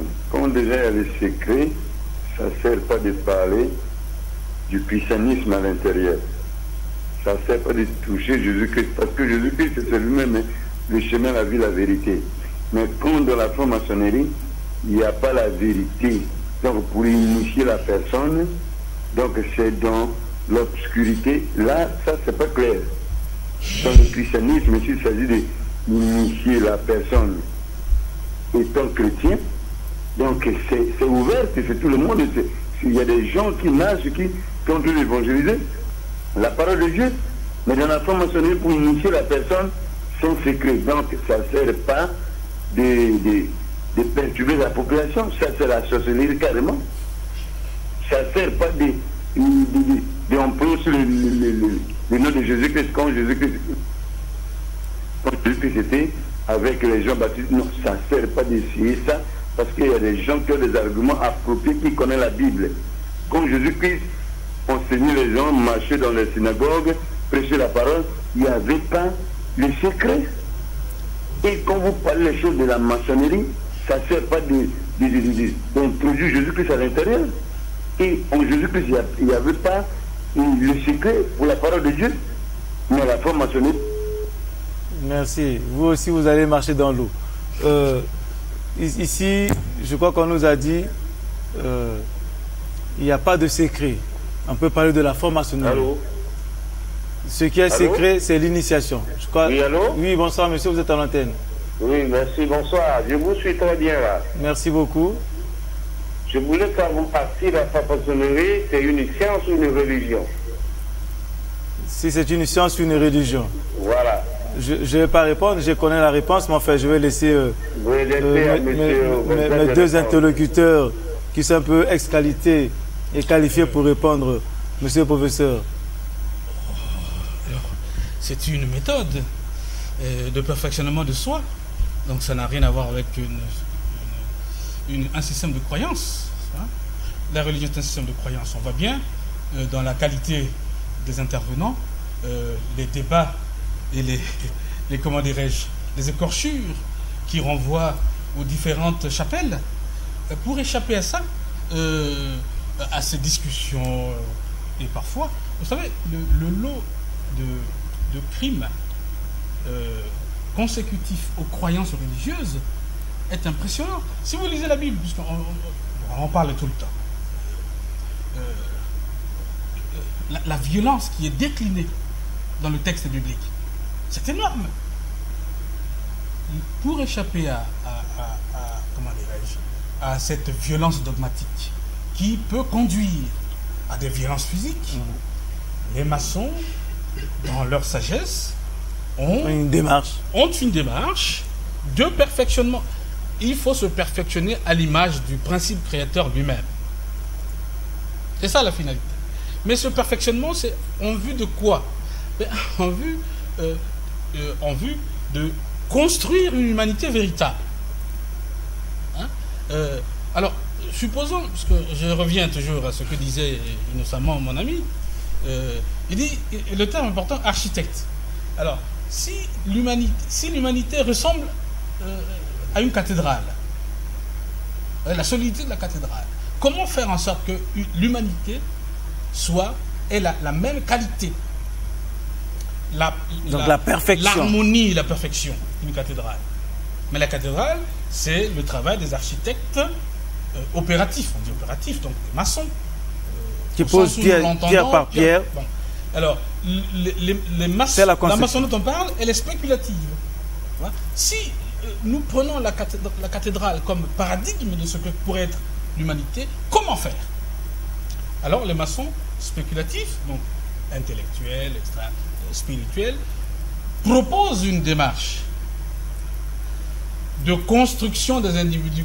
Chacun serait comme chaque brique constitutive de la cathédrale, pour que nous soyons dans une humanité pacifiée, perfectionnée moralement. C'est ça, comment dirais-je, la finalité. Mais d'où vient ce procès d'intention de sorcellerie sur la formation? D'où vient ce... Finalement, est-ce que c'est d'un niveau trop élevé pour nos petites consciences de ne pas comprendre ces démarches-là? Alors, il est important, quand on discute, de définir le sens des mots. Alors, si on dit maçonnerie, c'est de la sorcellerie, c'est ça? J'ai entendu, je ne sais pas. Je ne veux pas déranger les consciences bien pensantes, mais si nous prenons l'exemple de Jésus, supposons qu'il ait eu un don. Bon, laissons Jésus parce que ça va. On est de polémique ici. Supposons que monsieur avec lequel monsieur Sony, il a le don du football. Mais pour que ce don s'épanouisse. On a joué au football aussi à longtemps. Oui. C'est pas très bon, mais enfin. Pour que ce don s'épanouisse, il faut que quelqu'un vous initie pour que ce don se déploie pleinement au football. C'est un entraîneur. Comme un entraîneur, tout à fait. Donc, même Jésus a bénéficié des enseignements de ce type. On aime bien discuter. C'est très bien que les gens se préoccupent des questions de religion. Et donc, la religion, le principe simple, la religion, c'est l'amour du prochain. Est-ce que nous aimons nous-mêmes? Très bien. Il y a quelqu'un à l'antenne. Oui, bonsoir. Oui, bonsoir. Oui, on vous écoute. Bon, monsieur Menga, je voudrais dire à monsieur Oboba que monsieur Francis vient de nous dire le fond de la question sur la pharmaconnerie. Moi qui vous parle, lors de mes études doctorales en France, j'ai un des professeurs qui m'a dit, monsieur, vous partez au Congo Brazzaville, vous étudiez sur le pouvoir au sein des forces armées congolaises, étudiez l'influence de la pharmaconnerie dans les forces armées congolaises, parce qu'il y a beaucoup de militaires congolais qui ont adhéré à la pharmaconnerie. Et quand moi, personnellement, dans ma curiosité intellectuelle, je lis tous les articles sur la pharmaconnerie, je reviens à conclure sur le fait que c'est une science où à la fois c'est un art et à la fois c'est des choses sacrées qui viennent de l'ancienne Égypte et qui justement ont été considérées comme des faits mystiques. Et le but de la pharmaconnerie chez les Occidentaux était justement de construire. Pas construire comme on le voit d'une façon visible, mais d'une façon métaphysique. Et quand nous regardons la plupart des constitutions qui se réfèrent à la déclaration des droits, la déclaration universelle de l'homme, de l'homme, il s'avère qu'on doit construire pour faire le bien de l'humanité. Mais la différence est que les comportements des Africains qui sont des francs-maçons sont des comportements des destructeurs. Et je vous le dis, je suis à la fois analyste des questions de géopolitique, de géostratégie. Les Africains détruisent, ils sont hors de la loi qui a été établie par les francs-maçons premiers. Et vous comprendrez que les francs-maçons se comportent de la même manière que certains chrétiens qui viennent avec leur état d'âme à la religion chrétienne. Et c'est pour cela que ça ne marche pas, et c'est pour cela que c'est décrié par des gens qui pensent qu'ils ne construisent pas, qu'ils détruisent. Voilà ce que je voulais vous dire. Que M. Ogoba regarde bien et suive bien l'intervention de M. Francis, il comprendra. Il est en plein dedans, il est en plein dans cette loge, mais il ne comprend rien. Je vais terminer, merci. Merci beaucoup. Mais je crois que M. Okambenda, vous avez dit quand même que même dans l'église catholique, il y a des gens qui viennent, mais ils ne sont pas aussi perfectibles que cela. Il arrive aussi qu'on trouve des brebis égarées. Le mot des brebis égarées, on l'a bien utilisé dans la religion. Donc il y a quand même il peut y avoir des gens qui ne comprennent pas très bien. Mais le principe du secret est de Jésus-Christ. Jésus-Christ dit dans la Bible ceci: on ne jette pas les perles au pourceau, de peur qu'ils se retournent et vous déchirent. Et devant la foule, Jésus ne parlait qu'en parabole. Mais devant ses disciples, ses apôtres, il leur dit les choses ouvertement. C'est déjà les enseignements. Donc il y a des choses qu'on ne peut pas dire aux profanes. Tout le monde le sait. Donc, si j'ai bien compris, la question qui préoccupe nos compatriotes, c'est la question du comportement des maçons. Et non pas celui des Congolais. Parce que des maçons congolais. La franc-maçon en tant qu'institution n'a rien à voir avec le comportement africain. Ça, c'est l'individu. Très bien, des maçons congolais. Mais en tant qu'enseignement, en tant que démarche, je crois qu'il n'y a rien à redire.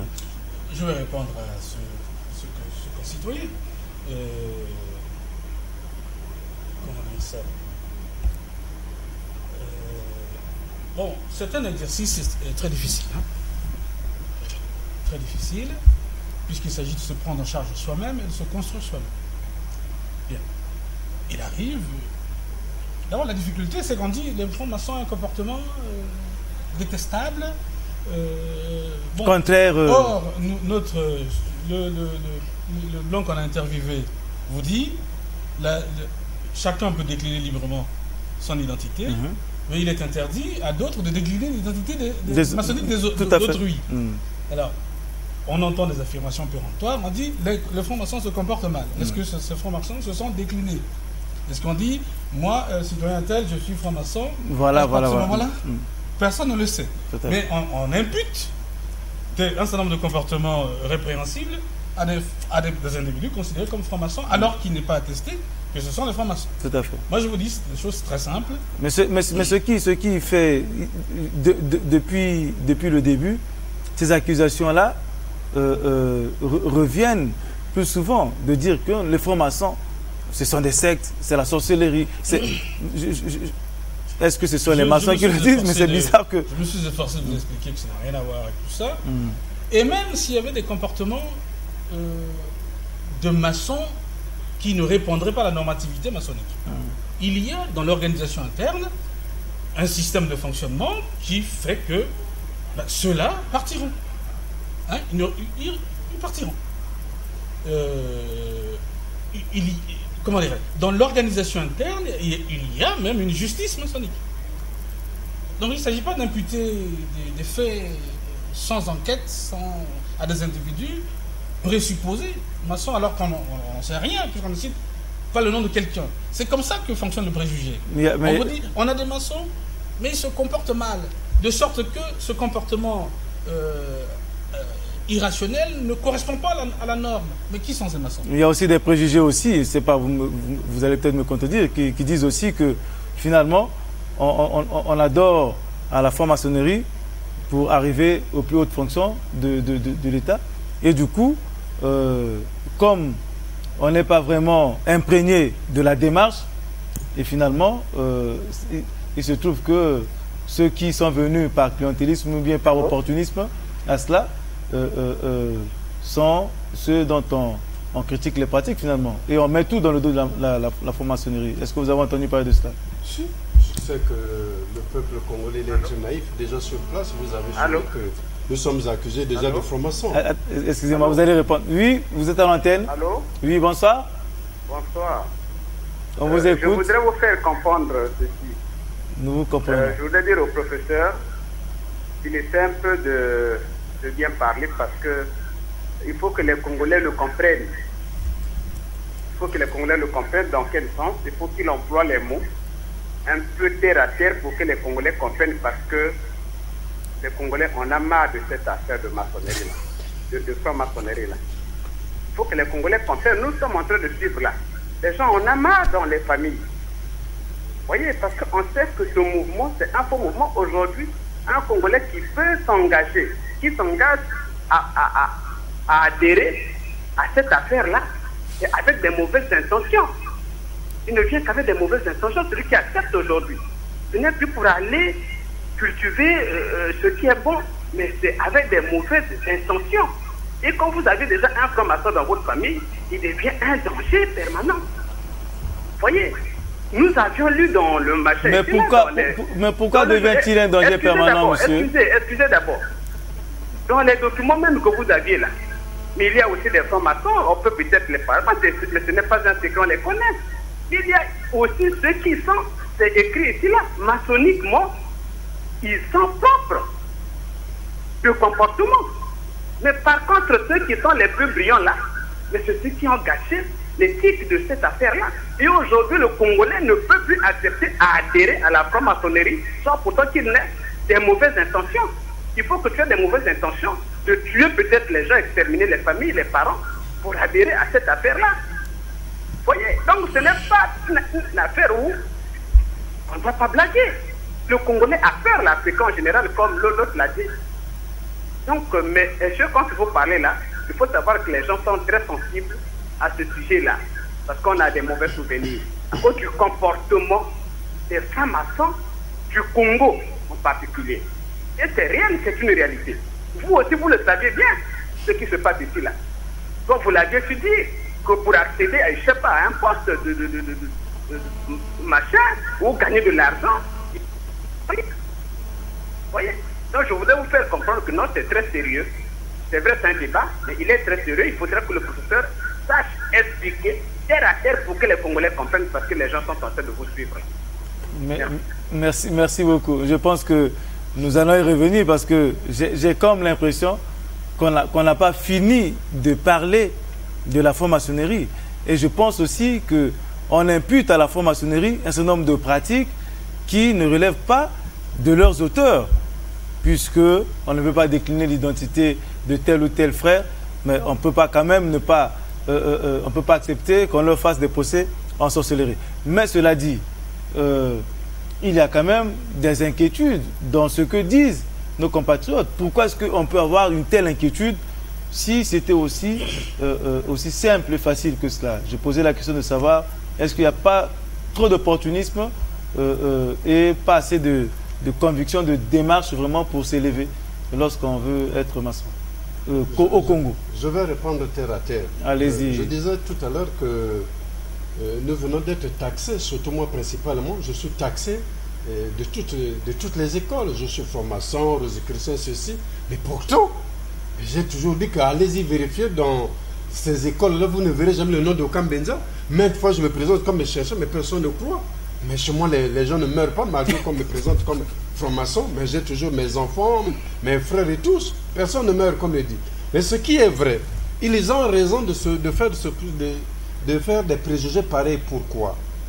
Parce que le Congolais cache quelque chose. C'est pour ça que j'ai dit au départ qu'ils nous définissent de quelle loge appartiennent ces Congolais dont ils accusent, ils taxent de francs-maçons qui font de la Goétie, c'est de la magie noire, qui nous le précise. Parce que de la franc-maçonnerie européenne, telle que nous venons de le parler là, qui est étudiée par des blancs. Il n'y a pas de sorcellerie. Il n'y a pas de sorcellerie. Parce que si on avait, mais l'Europe, les blancs, ils n'ont que 2 enfants. Ils donnent qui? Je vous ai posé ce problème-là. Le Congolais fait quoi? Le Congolais, lorsqu'il est dans une école initiatique, il ne comprend rien, il veut aller vite. Il fait quoi? Il se retourne dans d'autres écoles négatives, dans des écoles occultes. Et comme on le voit déjà avec l'image d'un franc-maçon, alors derrière, il est allé signer un pacte pour accéder à une promotion quelconque et on est obligé d'attribuer ça à la franc-maçonnerie. Il y a des pratiques comme ça. Mais comme nous, on est naïfs, on n'a pas le discernement. Moi, par expérience, moi, je peux vous dire, mon frère, monsieur le journaliste, j'ai eu un frère. Moi, je suis dans ma recherche et lui, il était dans l'armée. Il veut accéder plus vite au grade supérieur militaire. lui il était sergent. Il veut devenir facilement lieutenant. Et comme il avait déjà la connaissance, à travers les ouvrages qu'il lit des écoles initiatiques, que je sais d'ailleurs qu'ils ne font pas des sacrifices humains, alors par la connaissance, il a dû découvrir d'autres maisons occultes où on vous donne tout un conducteur et un conducteur, on dit une posologie pour voilà, tel talisman c'est pour ceci, tel c'est pour ça, et il signe le pacte. Il l'a fait, mais il n'a pas su maîtriser les conditions qu'on lui a recommandées. Il est devenu fou. Mais qu'est-ce qu'on n'a pas dit? On a dit non, certainement, c'est cette école qu'on est venu faire l'expertise dans la maison. On a trouvé les ouvrages de ces écoles-là. On a dit non, c'est cette école-là qui l'a mené à la folie. Oh non, mais c'est comme ça beaucoup de gens. Beaucoup de gens sont comme ça. J'ai toujours dit que le Congolais, il faut voir à quel moment il accède à la connaissance initiatique. Déjà, c'est vers les quarantaines, les cinquantaines d'années qu'un Congolais va s'affiler à des ordres initiatiques. Mais les ordres initiatiques demandent beaucoup de temps, beaucoup de maîtrise. Mais le Congolais, dès qu'il a un poste budgétaire, c'est fini, on le trouve dans tout l'Inganda. Il veut avoir les femmes de tout le monde entier. Mais il n'a pas le temps de se concentrer. Donc, vous allez le taxer en tant que franc-maçon ou en tant que rosicrucien, alors qu'il ne l'est pas. Parce qu'il a su seulement s'affiler, mais il n'est pas. Je signale quand même que les francs-maçons, de ce que je sais, travaillent beaucoup et ils planchent comme pour utiliser le franc-maçon que je connais. Voilà. En tout cas, je n'ai pas encore vu le terme qui soit vraiment détourné. Nous arrivons au terme de cette émission. Question peut-être de vous donner la parole pour un dernier tour de table. Et je pense que vu l'engouement des téléspectateurs sur ce thème, et je pense aussi que beaucoup de gens auraient aimé venir ici partager ce débat avec nous, parce que il ne faut jamais laisser les gens dans l'ignorance. C'est l'obscurantisme qui crée toutes les dérives que nous connaissons ici. Ne pas connaître l'autre, c'est parfois le seul moyen ou la seule voie appropriée pour pouvoir l'atteindre ou le faire du mal. Or, ne pas connaître la franc-maçonnerie, c'est l'accuser de tous les maux. Nous avons essayé modestement d'apporter cet éclairage-là. Certainement que ce n'était pas suffisant, mais il reste encore quelques zones d'ombre. Quand nous aurons le temps, nous reviendrons là-dessus, parce que un peuple sans savoir ni connaissance, c'est un peuple qui est amené à disparaître. Et cet obscurantisme-là peut laisser la place à un certain nombre de vendeurs d'illusions qui aujourd'hui prennent la masse naïve en otage. Et il ne faut pas leur donner cette occasion-là. Monsieur le professeur, peut-être pour conclure sur cette question de la franc-maçonnerie, qui aurait peur, doit-on avoir peur de la franc-maçonnerie au regard de ce que nous venons de dire? Un homme, véritablement homme, ne peut pas avoir peur de la maçonnerie. Je dis, l'homme doit s'efforcer d'agir de manière rationnelle, suivre toujours sa raison. Ne pas avoir peur comme un animal, d'étaler parce qu'on est devant une sorte de monstruosité apparente. Il faut enquêter. Les francs-maçons sont ouverts, ce sont des individus tout à fait ordinaires. Certes, il y a des gens de qualité, on ne va pas les citer, qui détonnent sur l'ensemble, mais souvent ce sont des gens simples et humbles qui s'efforcent de faire le bien autour d'eux-mêmes et qui donc travaillent à se perfectionner soi-même, mais la finalité c'est le perfectionnement de l'humanité entière. Et ils se prennent en charge.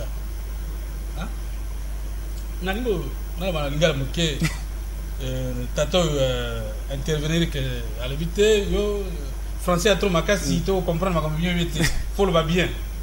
Et en français Mikilis toi tout cela. Yo tata on a évoqué tamususu moi na ça l'école était assis ça comme le docteur. Mais tant pas bon ça ma famille so boyo qui est l'école on a ça là on dirait ma mokilité. Pour na ma mokili na boko on a biso tana ba l'école totele ba laksa parce que c'est une casuistique voilà. Bon, quel type de comportement vous en avez tata moko nabanda bandeko ya mamoko na mwasi mugozoma yele ya moki. Chez les blancs, ça correspond à la franc-maçonnerie et pas Mindele. Nabiso moko na bako ko nango. Mais le gars biso to sala ba l'école donc là poto, on n'a pas eu le temps d'aller au village pour comprendre un peu. Donc on est entré dans la société où biso ba kenako na ba kota na ba société ya mindele wana po bayiba na yele ya moki. Na bako ko na biso ezali. Chacun de nous, mais pour n'avoir l'action Nzelawana, ce qui opposé que la question était. Comme un auditeur disait, avant on avait peur. Mais quelqu'un dit, non, on est sceptique. Ah ben sceptique c'est mieux. C'est mieux que la peur. Sceptique c'est quelqu'un qui doute. Il se pose des questions. Il faut l'éclairer. Donc il y a beaucoup qui on m'a posé la question. Mais au plus on a beaucoup qu'on a vu bon, pendant que c'est la maladie, quand les gens sentent que tu t'intéresses aux choses du monde, ils m'ont posé la question. Au total, je me suis dit, Nzela les Camerounais qui ont retourné la terre. Je me suis dit, ah, mais bien sûr,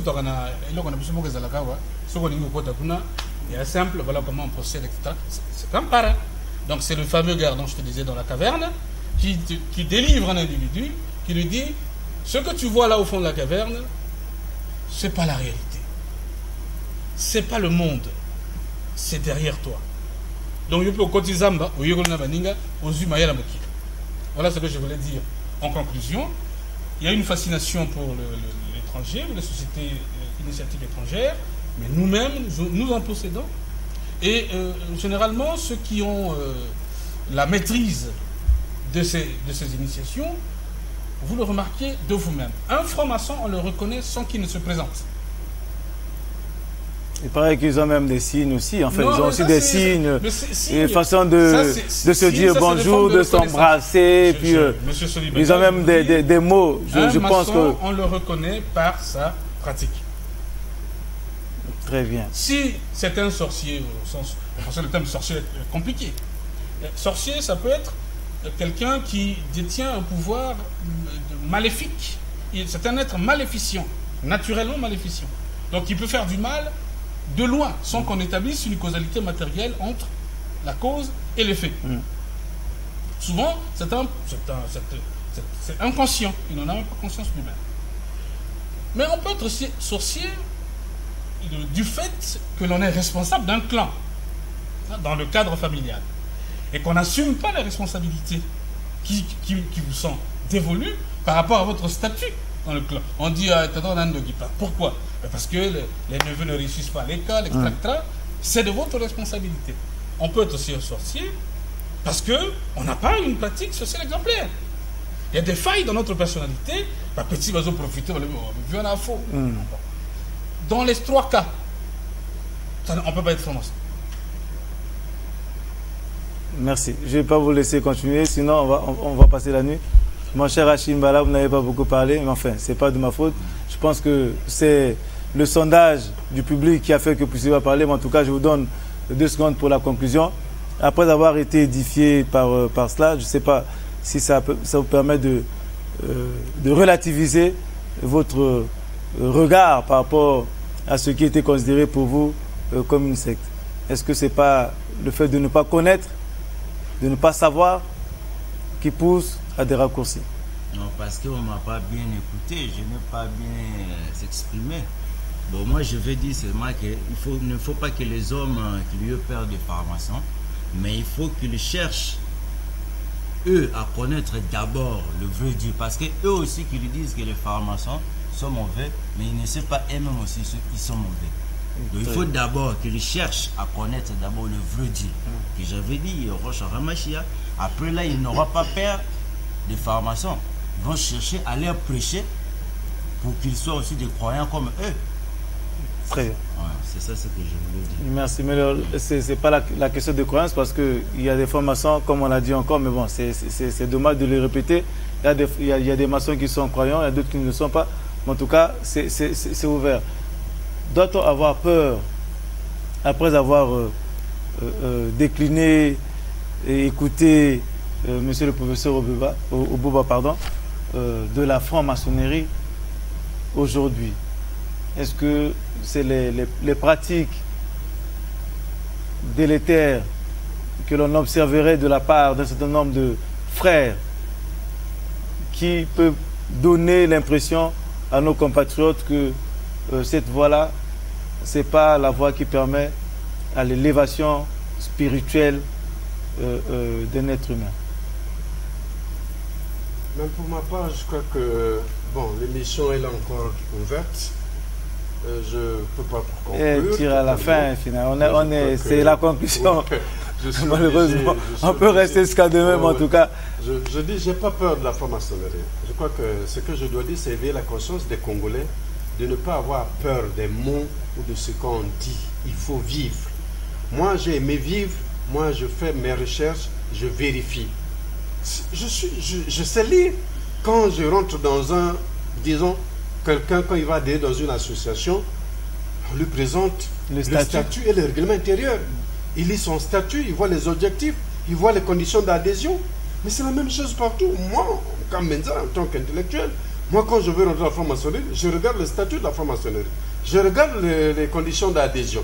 Si ça me plaît, ça répond à mes aspirations, moi j'adhère. Pourquoi avoir peur? Déjà, moi qui ne suis pas dedans, je donne une émission sur la franc-maçonnerie. Je lis les ouvrages de la franc-maçonnerie. Je regarde tout, moi je n'ai pas peur. Moi j'assiste.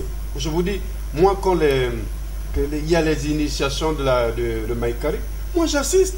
On m'invite en tant que chercheur, j'assiste. La Rose de Croix, quand le grand maître arrive, on m'invite, moi j'assiste. Mais je ne suis jamais mort.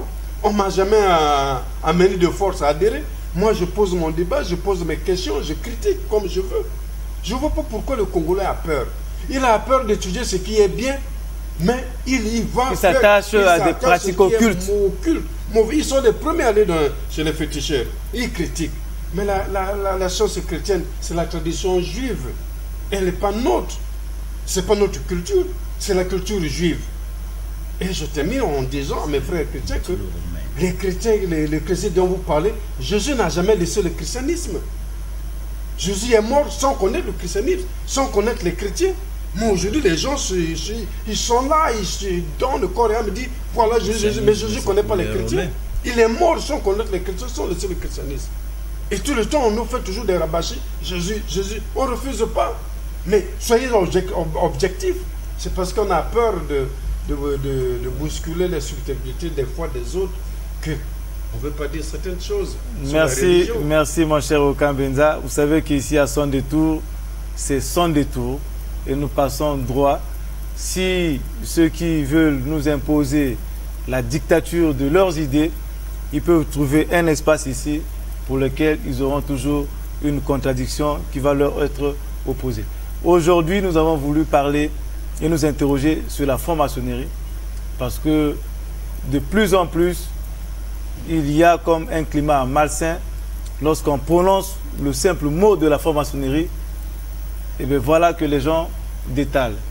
Et dans les églises de réveil, j'en ai fait l'expérience, un certain nombre de pasteurs, je ne sais pas si on les appelle comme ça, ou de prophètes, je ne sais pas s'ils ont le qualificatif, se permettent aussi, non sans avoir apporté des éléments matériels de contestation de la pratique des maçons, de décliner devant leurs adeptes qu'il s'agit là de sectes ou encore de pratiques mystiques tendant à mettre en danger la vie de nos concitoyens.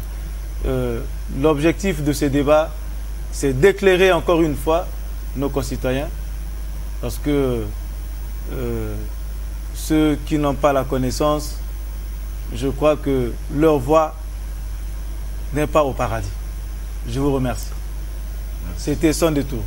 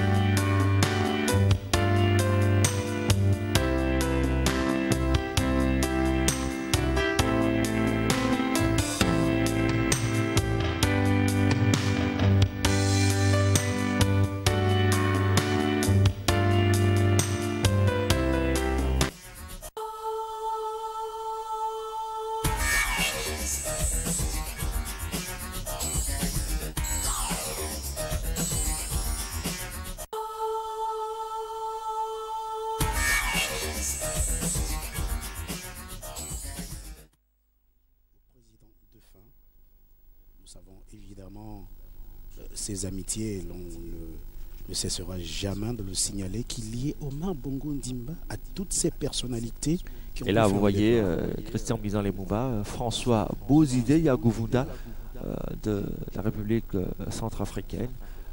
François Bozide Yagouvouda, dont on connaît l'état de relations de fraternité avec Omar Bongo Ndimba. Et qui, dès l'annonce du décès du président, était déjà là pour justement marquer sa sympathie et sa compassion quand on connaît justement l'amitié, comme vous le disiez tantôt, qui liait ces deux présidents.